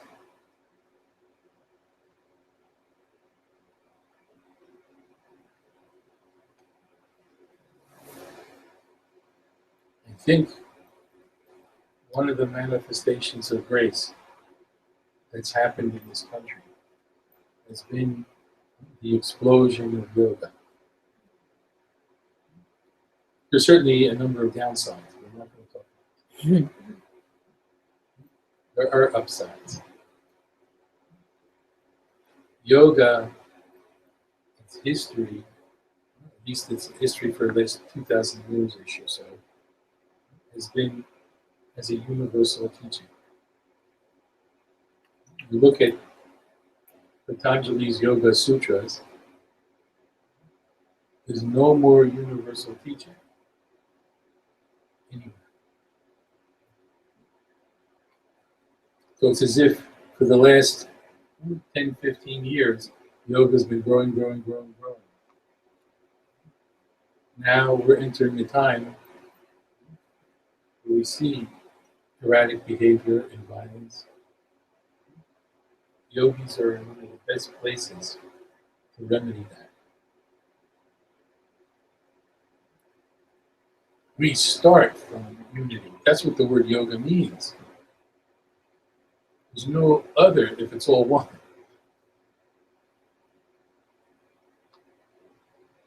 When you say, I practice yoga, you're saying, I live from the point of unity. That's my vision. That's what I'm trying to experience. I believe it. I believe in breaking down barriers that separate people. I don't want to define people. Define, who they used to say, they're fine, then you make them less, right? They're defined.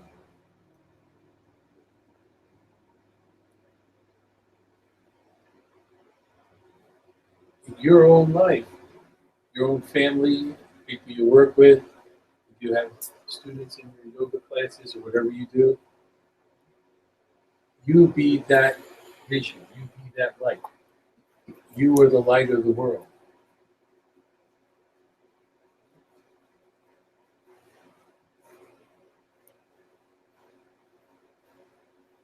No mysticism. Ready?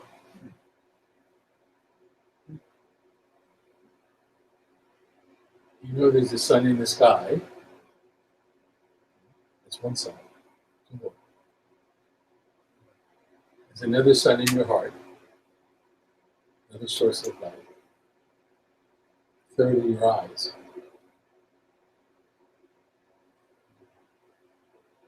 Literally, your light, your eyes emit light.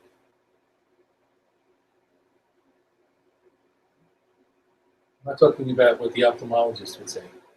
I'm talking about what the yogi sees. When you see someone, you're touching them with the light in your eyes. Literally touching them.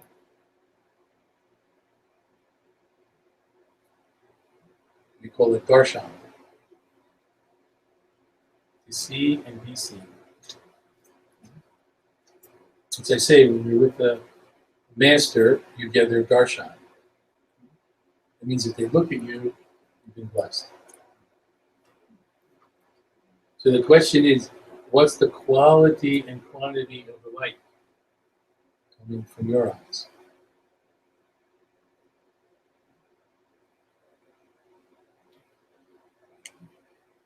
If it's loving, forgiving, it's merciful, it's peaceful, it's strong, then everyone you look at starts to change. How powerful is it? Guru Gita has a quote, which is really stunning. It says, "The glance of the Guru creates all the universes." If they just look, it's enough.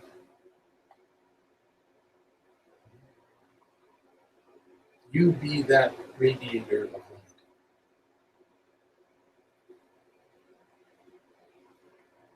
Do something every day for your health and peace. Every day. Every day. Even if you're sick in bed, you could do something for your health. Take an herbal remedy and take a deep breath. You've done something for your health.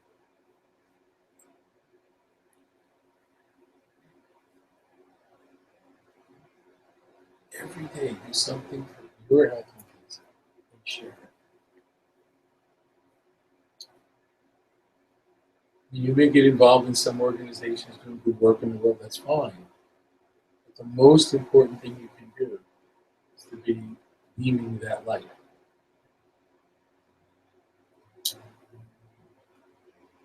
Haven't some of you experienced that in some people? They look at you and somehow it feels special. They just look at you.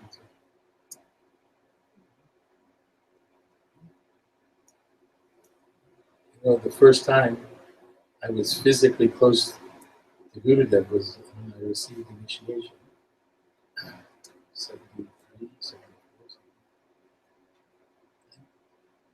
And after receiving the mantra, I had a chance to go up to him. I had never been close to him before. So I prostrated and I looked up and sitting in a little bit higher chair. He was leaning forward and I just saw his face and that was it. I thought, I'm not going to move. This is it. This is where I belong.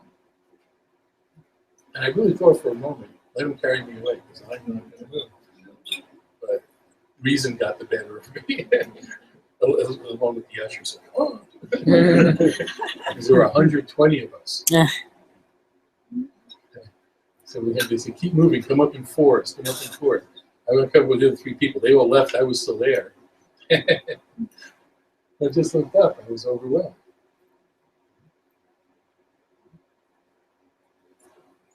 Then it was a little later. I realized I didn't really have to ever leave that place. I didn't have to be there physically. I just had to let him look at me. Let him look at me. Let him love me unconditionally.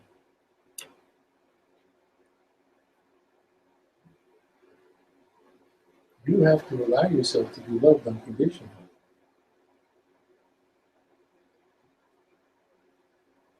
It's hard. It sounds like it should be easy, but it isn't easy. Because you'll start throwing up defenses.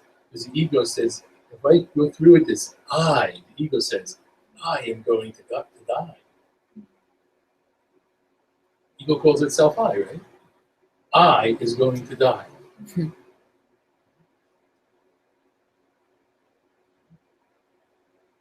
have to be like in those romantic movies. Someone says to the other, take me, I'm yours. You go like that. It's a little grabs them, carries them away or something. That's what you want to be. Lord, come on, come and get it. I don't see it, but you think I'm adorable. Go for it. It's true. There was one time, I don't think you were there. It was we had Morty moved back to New Jersey. And I don't know if you were there, because it was during the time of the certification of the Eastern School. And I had a day, it was in Virginia. I had a day, we went to Yogaville, and there was some special luncheon happening, and he knew I was there, so he invited me to come to this luncheon with Buddha. I don't remember who the special guest was. I think he was a prince or something. So I thought that was phenomenal, so I was there having a great meal. When it was over, everybody was leaving, and Buddha was standing there, and they're bringing his car around, and I was standing next to him.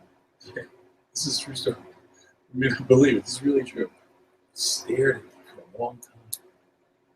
I thought, what is happening? It was very strange. It was a very intense gaze. He was looking at me. He shook his head and said, "You're so handsome." And I wanted, like, me? And I really thought, like in a movie, I was looking behind me, but I said, no, I'm going to play it really cool. I just stood there like a lost. I wasn't as cool as I wanted. I just got frozen.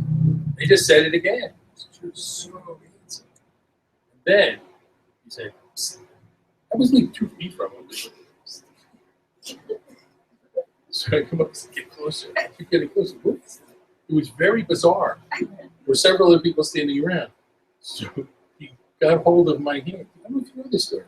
He took hold of my hand. Don't tell anyone. Okay.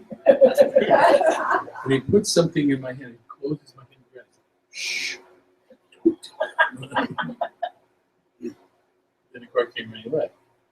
What happened was someone had produced these, I don't know, like these watches, had his face on it, on the watch. He gave it to me as a gift, which I still have on my altar. It was so sweet. You have to accept that you're adorable. I'm sorry. Get over it now. You're absolutely adorable. There's a torrent of love coming your way. It's true that a lot of things are difficult to understand and some things don't make sense and there's struggles and all of that drama happens. But your adorableness is never in question. Never. Not even for the shooter. God's love is too big.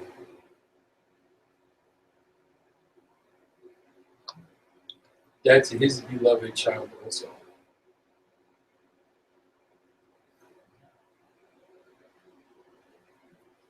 It's a love we can't understand because our love is based on more relative things.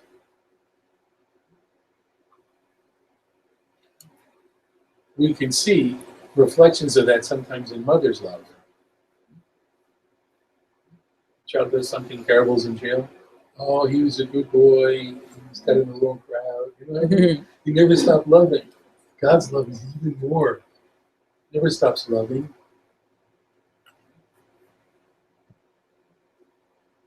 Be perfect, Jesus said. Be perfect, even as your Father in heaven is perfect. This defines perfect after that as shining down grace on the good and the evil. You have to read the famous quotes, see what they were really saying. Perfect. He says, God makes the sun shine on the virtuous and the non-virtuous. The rain falls on the virtuous and non-virtuous. That's how he's defining perfect. He's not saying be perfect, that's saying don't make mistakes. Don't have shortcomings. Jesus is defining perfect as love for everyone.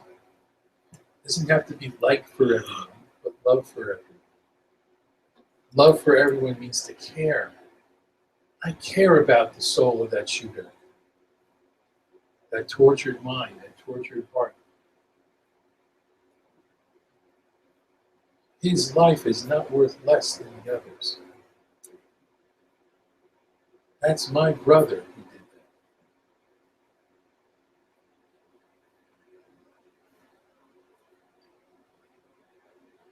We have to expand our consciousness. Does it make sense to you? This is the big spiritual practice. Love your enemies. We're taught this. This is it. This is the time. Do it. We read it and say, yeah, it's a good idea. Then when the enemy comes, no, not that. It's too horrible. Not too horrible for Buddha. Not too horrible for Jesus. Not too horrible for Master Shivananda, for Gurudev. I've seen it. It's not beyond you. You don't have to condone what they did. You're not like making room for it. Do all the things you need to do on a physical level, but on a spiritual level, that shooter is your brother. Make sense? Is it a hard teaching? It's easy in this room or understandable in this room, but the minute you go outside and you try and talk to others about it, it becomes very That's why you don't have to talk to them. misunderstandable. Yeah, you don't talk to everybody that way because they won't understand. That's why you just have the light coming out. It's true. You work on a subtler level, easier level. Some teachings, you don't start with the most difficult teaching first. But it is there in all the teachings. Nobody says, like, go around and kill your enemies.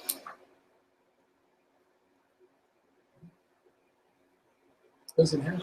You know, when some people were celebrating when the Egyptians were buried under the Red Sea, God got really upset. You know this? It's in the Bible. We don't read that part either. Oh, that was the neat part. They go, hey, we got cross. We celebrate. God was really upset. You shouldn't celebrate. Those are my children. This is what God says in the Old Testament. My children. I love them too. You did what you had to do. You don't celebrate over their death. God send the plagues and all the other things too. Yep. To punish them, kill them. Isn't it, right? That's why God is not easy to figure out. You just strap in and go for the ride. But it really fits into what I was saying before. Nature just has these changes it goes through. All those, the plagues and this and that, things like that happen anyway. I mean, if we take stories too literally, then we miss the meaning. The plagues are really just things that happen. Most of those things just happen. Projection of something, or poetic way of putting it. Is trying to help us understand. Mahabharata does this. The Ramayana does this. All the scriptures that have stories connected do this. How come there's evil in this world? What does it do? Why is there strife? Why is there suffering? And so you have like really complex stories. You have like in the Mahabharata, the divine incarnation Krishna, and in the Hindu mythology, considered the highest, purest incarnation of God on earth. Lying, cheating, doing things that look unethical in order to win the battle. What do you do with that kind of information? You know, our spiritual foremothers and fathers were not dim-witted. They were presenting us stories that make us stop cold and think, who is this God I'm worshiping? what does it mean to be moral or immoral? What are the implications? Having Krishna cheat is just a way of saying what the Bible said. All things work together for good. Means God is hidden in all these things. There's a story of a master who was the head of an ashram, and every evening after supper, exact same time, he went for a walk, and it was always the same circuit. Every night. Took him whatever length of time it was, say an hour. He would make his walk and come back. Always alone. So one night, he went out, the hour went by, wasn't there. 15 more minutes, not there. Half an hour, 1 hour, he's still not there. Now the disciples are really worried. So he always, all these years, walked the same route, took the same amount of time. Something might have happened. Let's go out. Let's go out and look for him. We know which way he went. We'll go that route. And they went, and eventually they ran across him. He had been beaten. He was unconscious on the side of the road. So the most senior disciple comes up to the master, kneels down, and cradles him in his arms. You know, they do this even like in boxing matches when someone has really been hit. What day is it? Where are you? You know, the basic questions. In this case, the senior disciple said, Master, do you know who this is? Meaning himself, right? Do you know who I am? He said, yes. The hands of the one holding me now are the same as the one that beat me.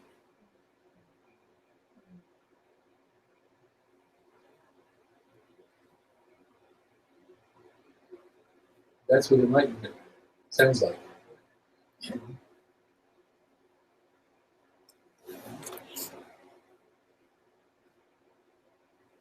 Someone came after Mr. Shivananda with an axe in a satsang. You should maybe start frisking people. I'm not so quick, I don't know. He came at a satsang. He happened to be leaning forward when the axe was thrown, just missed him. So a group of the disciples jumped up, leapt on the fellow, and over all that tumult, all that kerfuffle, you heard Mr. Shivananda's voice, please don't hurt him. Bring him to me.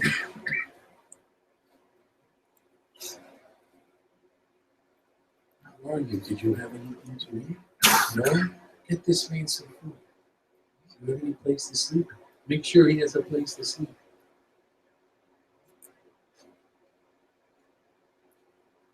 They just tried to murder him with an axe.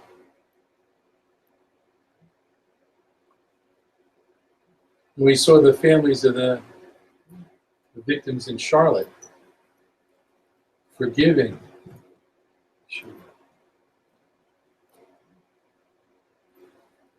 It's real.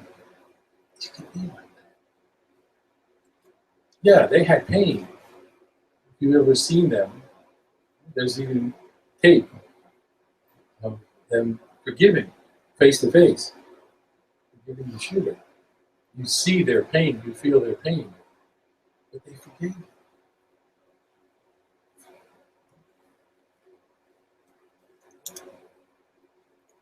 Yoga is not just, can you touch your feet and can you get your spine aligned and your hips okay? Are you aligned with life? Ishwara Pranidhana means proper alignment with Ishwara. Pranidhana means to align with first. You in good relationship with the highest truth. Are you still trying to manage God? No, God should do it this way. If not, it's someone else's fault. Don't try to manage God. If you've been on this path long enough to have some faith, it take a while, but when you have some faith, then it's time to say, okay, I'm your child. I always have been. And I'm just letting you know that I know. Do with me what you want. It's not my life anymore. You live through me, that's all. That's my place. You move me around, I'll do the best I can. You guide me. My job is just to listen. We talked about that the other night. The RCA Victor, Victrola, with the horn, they didn't have speakers. So it was a turntable with a horn. And it used to be, their logo would be a little black and white dog, so cute. And his head cocked to one side, close, listening, the way a dog would. Right? And the logo, the motto was, he hears his master's voice. Mm.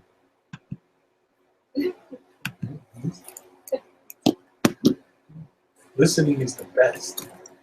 Listening is the great virtue that we don't have much of. Listening means your mind has to be quiet. Listening is why you have 2 ears and only one mouth. Right? Stereo, you hear in stereo, you speak in mono. You should listen. Listen to life. Listen to your heart. Listen to the teachings. When you read a teaching, don't just read it and think, I understand it. Listen to it. Pay attention to it. Sit with it. Chew on it. It'll start to change you. Just be with it. Does that make sense? Roll it around. Be perfect as your Father in heaven is perfect. That's enough for your whole lifetime. Just repeat it and think of it and feel it.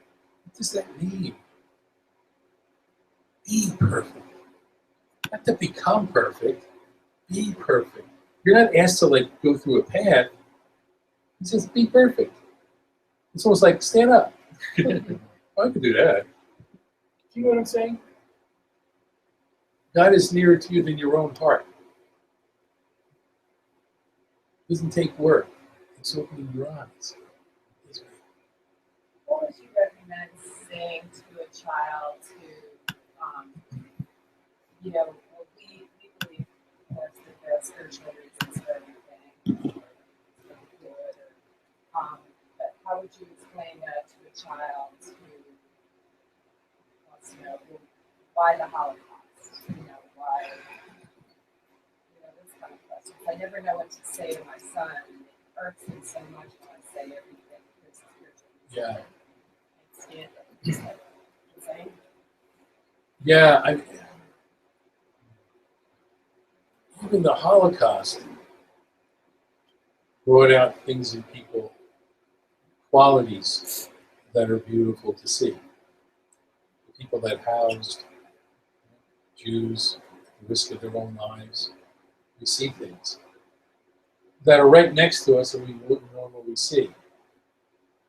What human beings do, that kind of behavior, the violent behavior, in a way, in a real way, is not different than a hurricane or an earthquake. You have weather, like we had this day, then you have weather where things are really shaking. Human beings are part of nature. Most human beings are like most weather. Sunny, partly cloudy, rainy sometimes. Some days thunderstorms. Usually not so much violence. Is it making sense? Human beings are also just like the weather. Some of them are just like tornadoes or earthquakes. They're parts of nature. They're erupting. It's not different. It isn't like there's this human nature and the rest of nature. It's nature. So some people erupt. Just like a hurricane can erupt, like Katrina, and then we see all this other stuff. You don't have to make a cause and effect. It's too complex to do that. It isn't because of Katrina, or Katrina happened so that we could see the good in people. You take the so that out. Katrina happened. And part of the reaction we see good people. But I'm not saying, you also start thinking that God sent this storm get kind of into like loopy thinking. You make God into like some wild Frankenstein, Dr. Frankenstein being that's just making up stories all over the place. And you get twisted in a knot immediately. You take the so that out. This happened, just like storm happened. Then we look at, just like we look at what happened in New Orleans. Objectively, what buildings were destroyed, what were not destroyed. Just look. It's just simply seeing what are the reverberations. But if you ascribe a reason like that, it's much too shallow thinking. It's just saying, Katrina happened, houses were destroyed, Katrina happened, people died, Katrina happened, beautiful people came forward. It's not that so that. Does that make sense to you? It's a little subtle. If you put so that, then you're going to be in an argument you can never win. Because then you're trying to like understand the mind of God. Oh, God sent this, and this. We say it ourselves sometimes. Amongst ourselves, if you understand what we're saying, it isn't so bad. But when we're really trying to be clear, we end up tying ourselves in a philosophical knot that we can't get out of. And then we just start parroting and say, well, it's true, because it says so. So we should be deeper than that. This shooter in Orlando killed lots of people, and then thousands and thousands of people around the world came together. It's not so that. It isn't like God said, well, they're not coming out any other way, so let's kill a few people so that this will happen. Does that mean it's not like it's too simplistic of a thinking? But there's two realities. There's the killing, and then there's the people coming together. We can look at that. There's a connection, but it isn't like cause and effect in a direct divine way. There's a cause and effect on a very superficial level because they happened within time. Does it make sense? I know it's a very difficult idea. So 2 questions.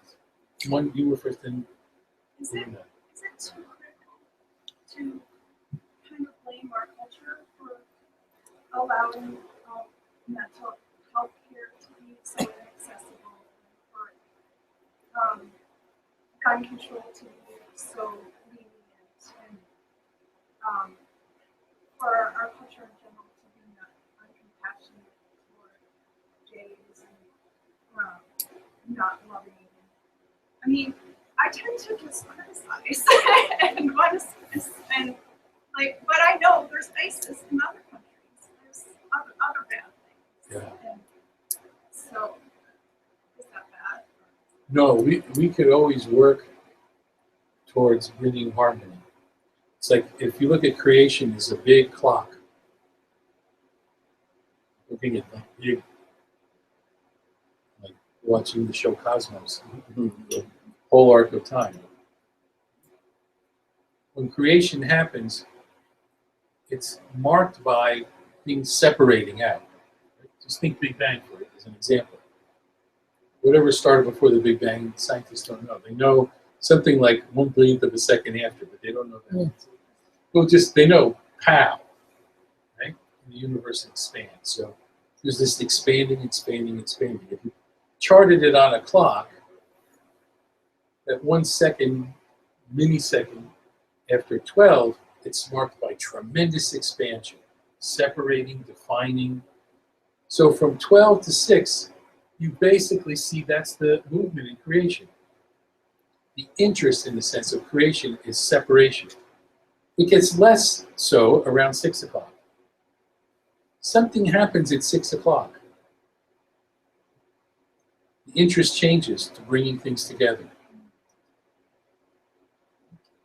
More and more and more together. You as a human being go through the same cycle. Amber read about the 2 halves of life. This is another way to talk about that. First half of life is all about defining and managing. Second half, Father Moore said, is about being. But look at this. Look what I'm doing. Start at 12, separate, tear apart, set up boundaries, then bring things together. Isn't it interesting that I'm going in only one direction? 2 different things happening. I'm going in one direction. You see? All things work together for good. That's plotted on this cosmic clock. They're all going somehow in the same direction. If you're like the shooter, you're probably somewhere between 12 and 1. The interest is in bringing people together, not in any rationale. Once you've turned the corner at 6, you start getting interested in being a good person, bringing people together. You get around 9 o'clock, you're pretty much into yoga by then. Mm. So you do work for bringing people together in whatever way you can, because that is consistent with this whole movement of time. But other people are on the other side, but they're still moving in the same direction. Mm.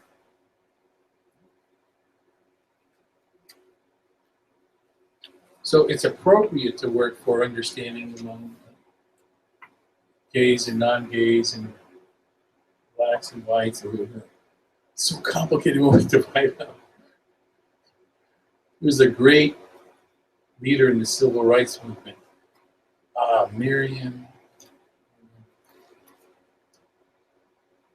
He was that's what that means. Anyway, it's right at the tip of my tongue. I remember seeing her on a talk show, which is more than 30 years ago. This is a woman, I think her education was never out of grade school. And she's giving talks to like tens of thousands of people at a time. Powerful speaker. It's like Martin Luther King and her. And she was asked by the interviewer, she was on for a whole hour, don't you ever get nervous with all those people? He said, no. I look out there and all I see is more folk. From that moment, I realized there's never a reason to be nervous. And it's true. I was maybe like 12 years old, 11 years old when I saw him. Nope. He's my hero. She says, I just see more folk. No barriers. Just folk. We're built for that. That's why we have mirror neurons in our brains. Mirror neurons so that we have, they call it the compassion neuron. Doctors have discovered that. Scientists discovered that in the last few years. It allows us to have compassion by being able to relate to someone else's suffering. So we're hardwired to be compassionate. And by the way, don't minimize, I'm not talking about the most extreme acts of violence necessarily, but a lot of acts of violence and terrible things. Don't minimize the role of proper help. We're so stuffed full of chemicals and different things that it's affecting the brain.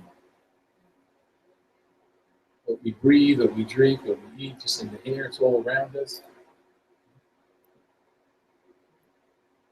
They actually, I just saw a documentary, this fellow, I can't remember his name either. He's the top scientist in the world. His expertise is frogs. And since he was a little boy, he loved frogs. He loved all animals, all reptiles, but especially frogs. So he's considered like this incredible genius. And a chemical company hired him to study the effects of a chemical called atropine, which is an herbicide. What's atropine? You know what that is? Okay. Atropine. And he said, well, the best, they hired him because the best way to see, they want to see what it could do to the genes. And he said, well, frogs develop outside the body. You get to see all, right, what's the little ones called? Tadpoles, pollywogs. All great names, right? Tadpole, pollywog, wiggle waggles, whatever. And so he said you could see their development on the outside. You don't have to do like even dissection. You can just see. So he said that's why they chose me to do this. So what he found was that this herbicide caused genetic mutations. He said it's most likely going to cause it in human beings as well.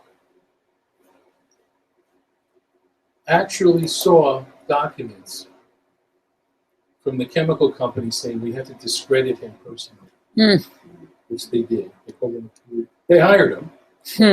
Well, it's not over. Then they hired him again.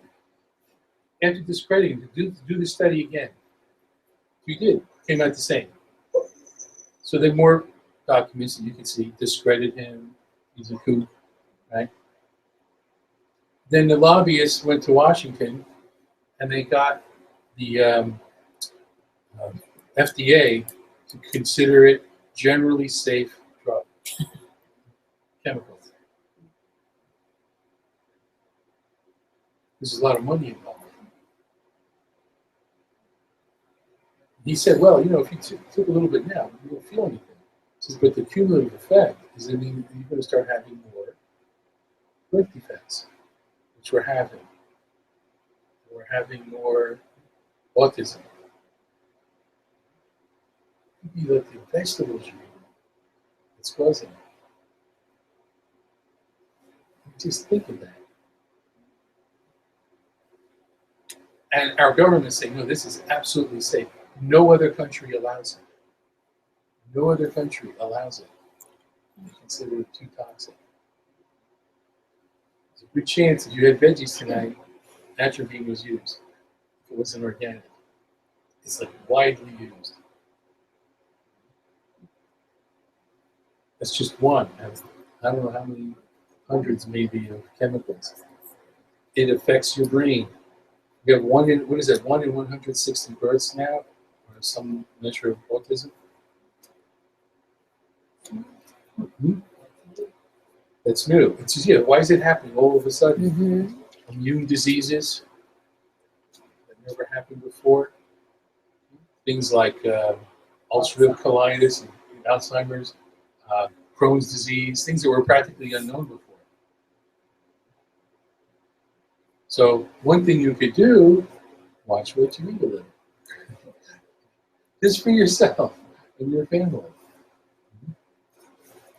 You want to be like a vessel for light, try to keep it in pretty good shape. You don't have to get fanatic. You don't have to be fearful of your food. Just be aware. That's yoga too.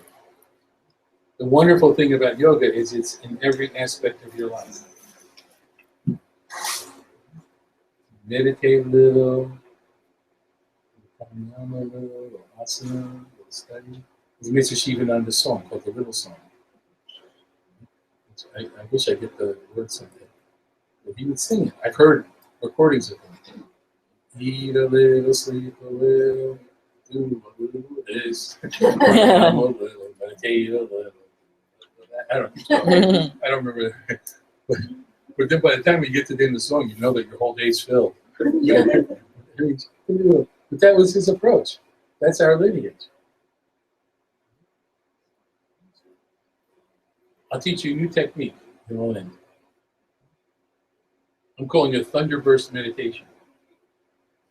I didn't make it up. I just made up the name. This is a practice done by, I think it's originated with St. Ignatius of Loyola.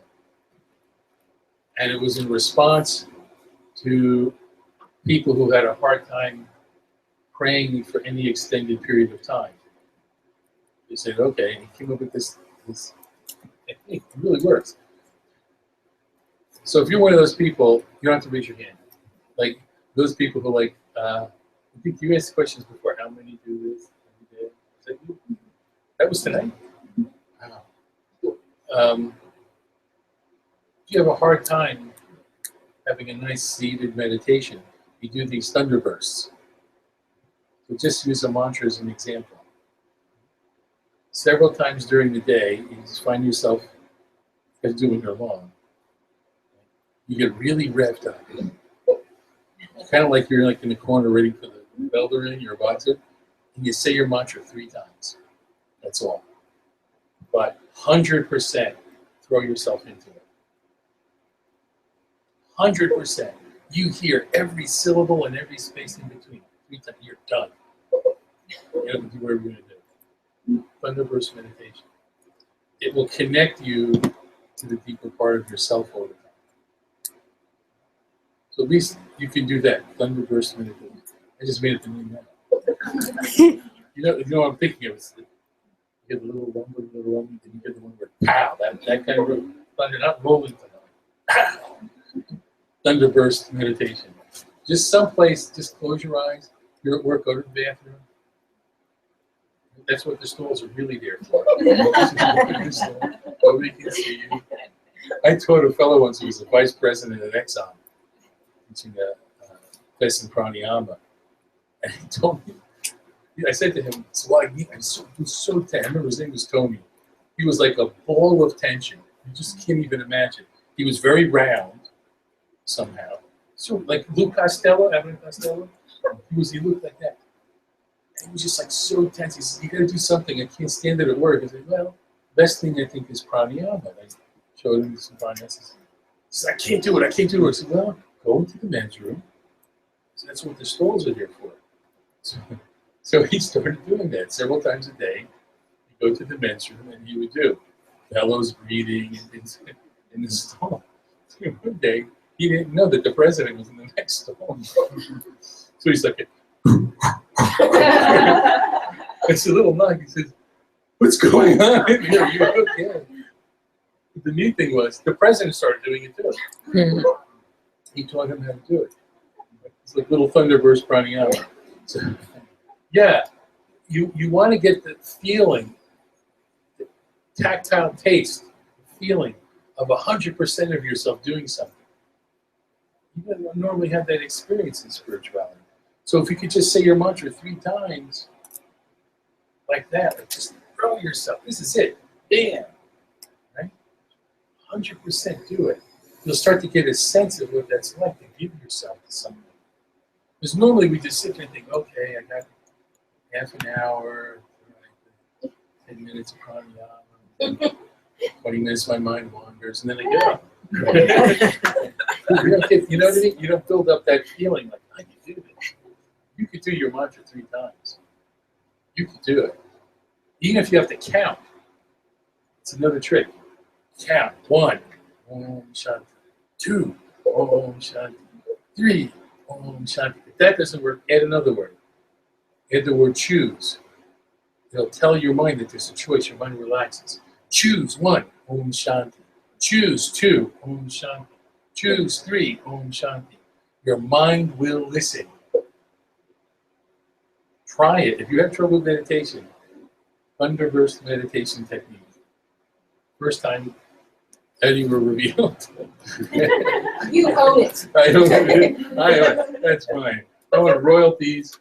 You got it? You do the count if you need to, and you can add the word choose.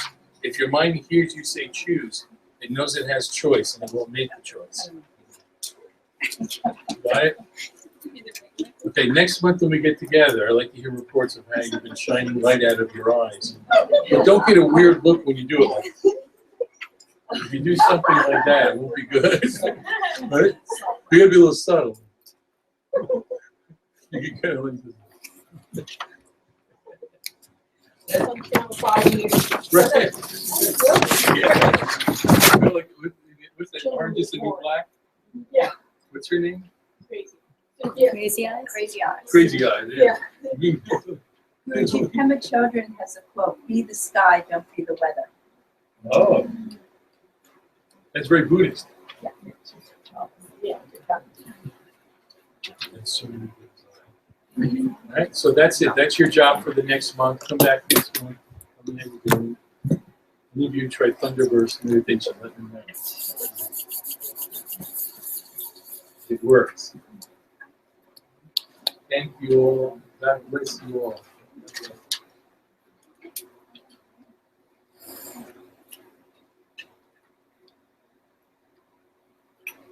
Thunderburst origin.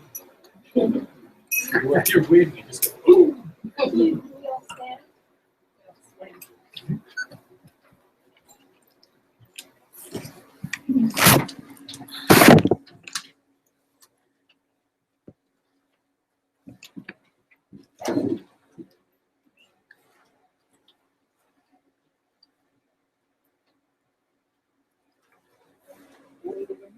Oh, sure.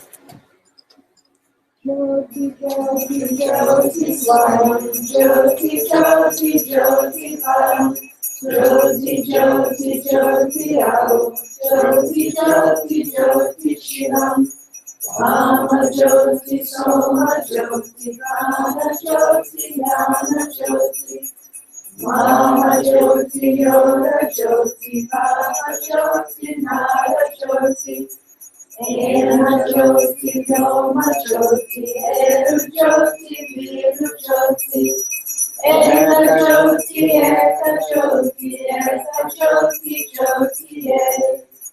Light, oh light of self-effulgence, light, oh light of absoluteness, light, oh light of gracefulness, light, oh light of auspiciousness, light of Shiva, light of moon, light divine, light of wisdom, light of heaven, light of yoga, light of wind, light of sound, light divine, light of water, rising light, by the light, the only light,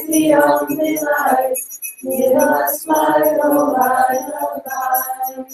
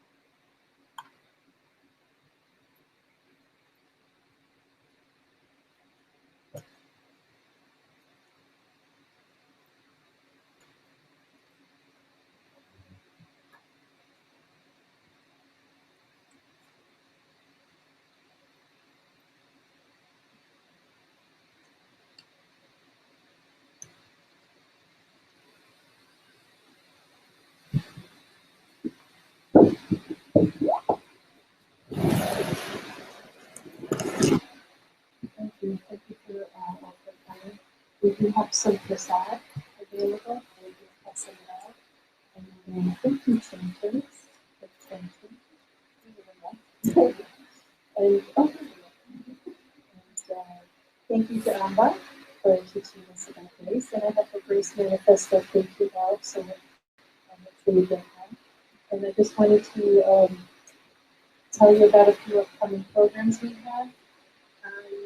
Tuesdays, for the next 2 Tuesdays, the Guru Gita is a manual for yoga apprenticeship. Guru is teaching this class. It's pretty full of the class, so there's still room if you wanted to come the next 2 Tuesdays. And how's that raffle, you know? Pretty good? Okay. And Guru Purnima is coming up on July 10th. So bring a little flyer out back if you want, and it's in honor of all gurus of all faith traditions. So it's a nice ceremony with the days filled with music and chanting and food and fun. And we have a pizza fundraiser at the California Pizza Kitchen. So if you just go to California Pizza Kitchen on June 29th from 11 a.m. to 10 o'clock, you don't have to stay there all day. Just anytime.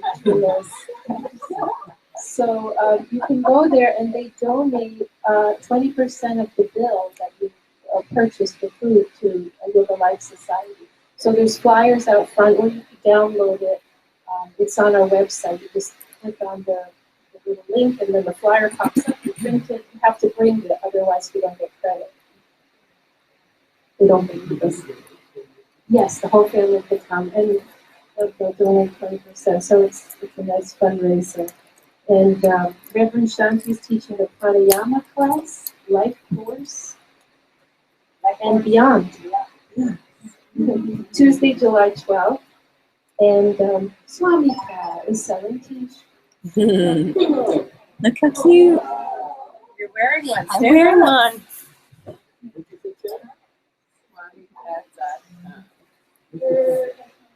Professional yogi. Yeah. So if you want a Swami Cat t-shirt, she'll be happy to help. We're really close. Absolutely. And if, you know, there's a lot of new things at the bookstore. You have new zipper pulls, and people were asking for the Om Charm zipper pulls that you could put on even bags or phones, or so these are available also. And thank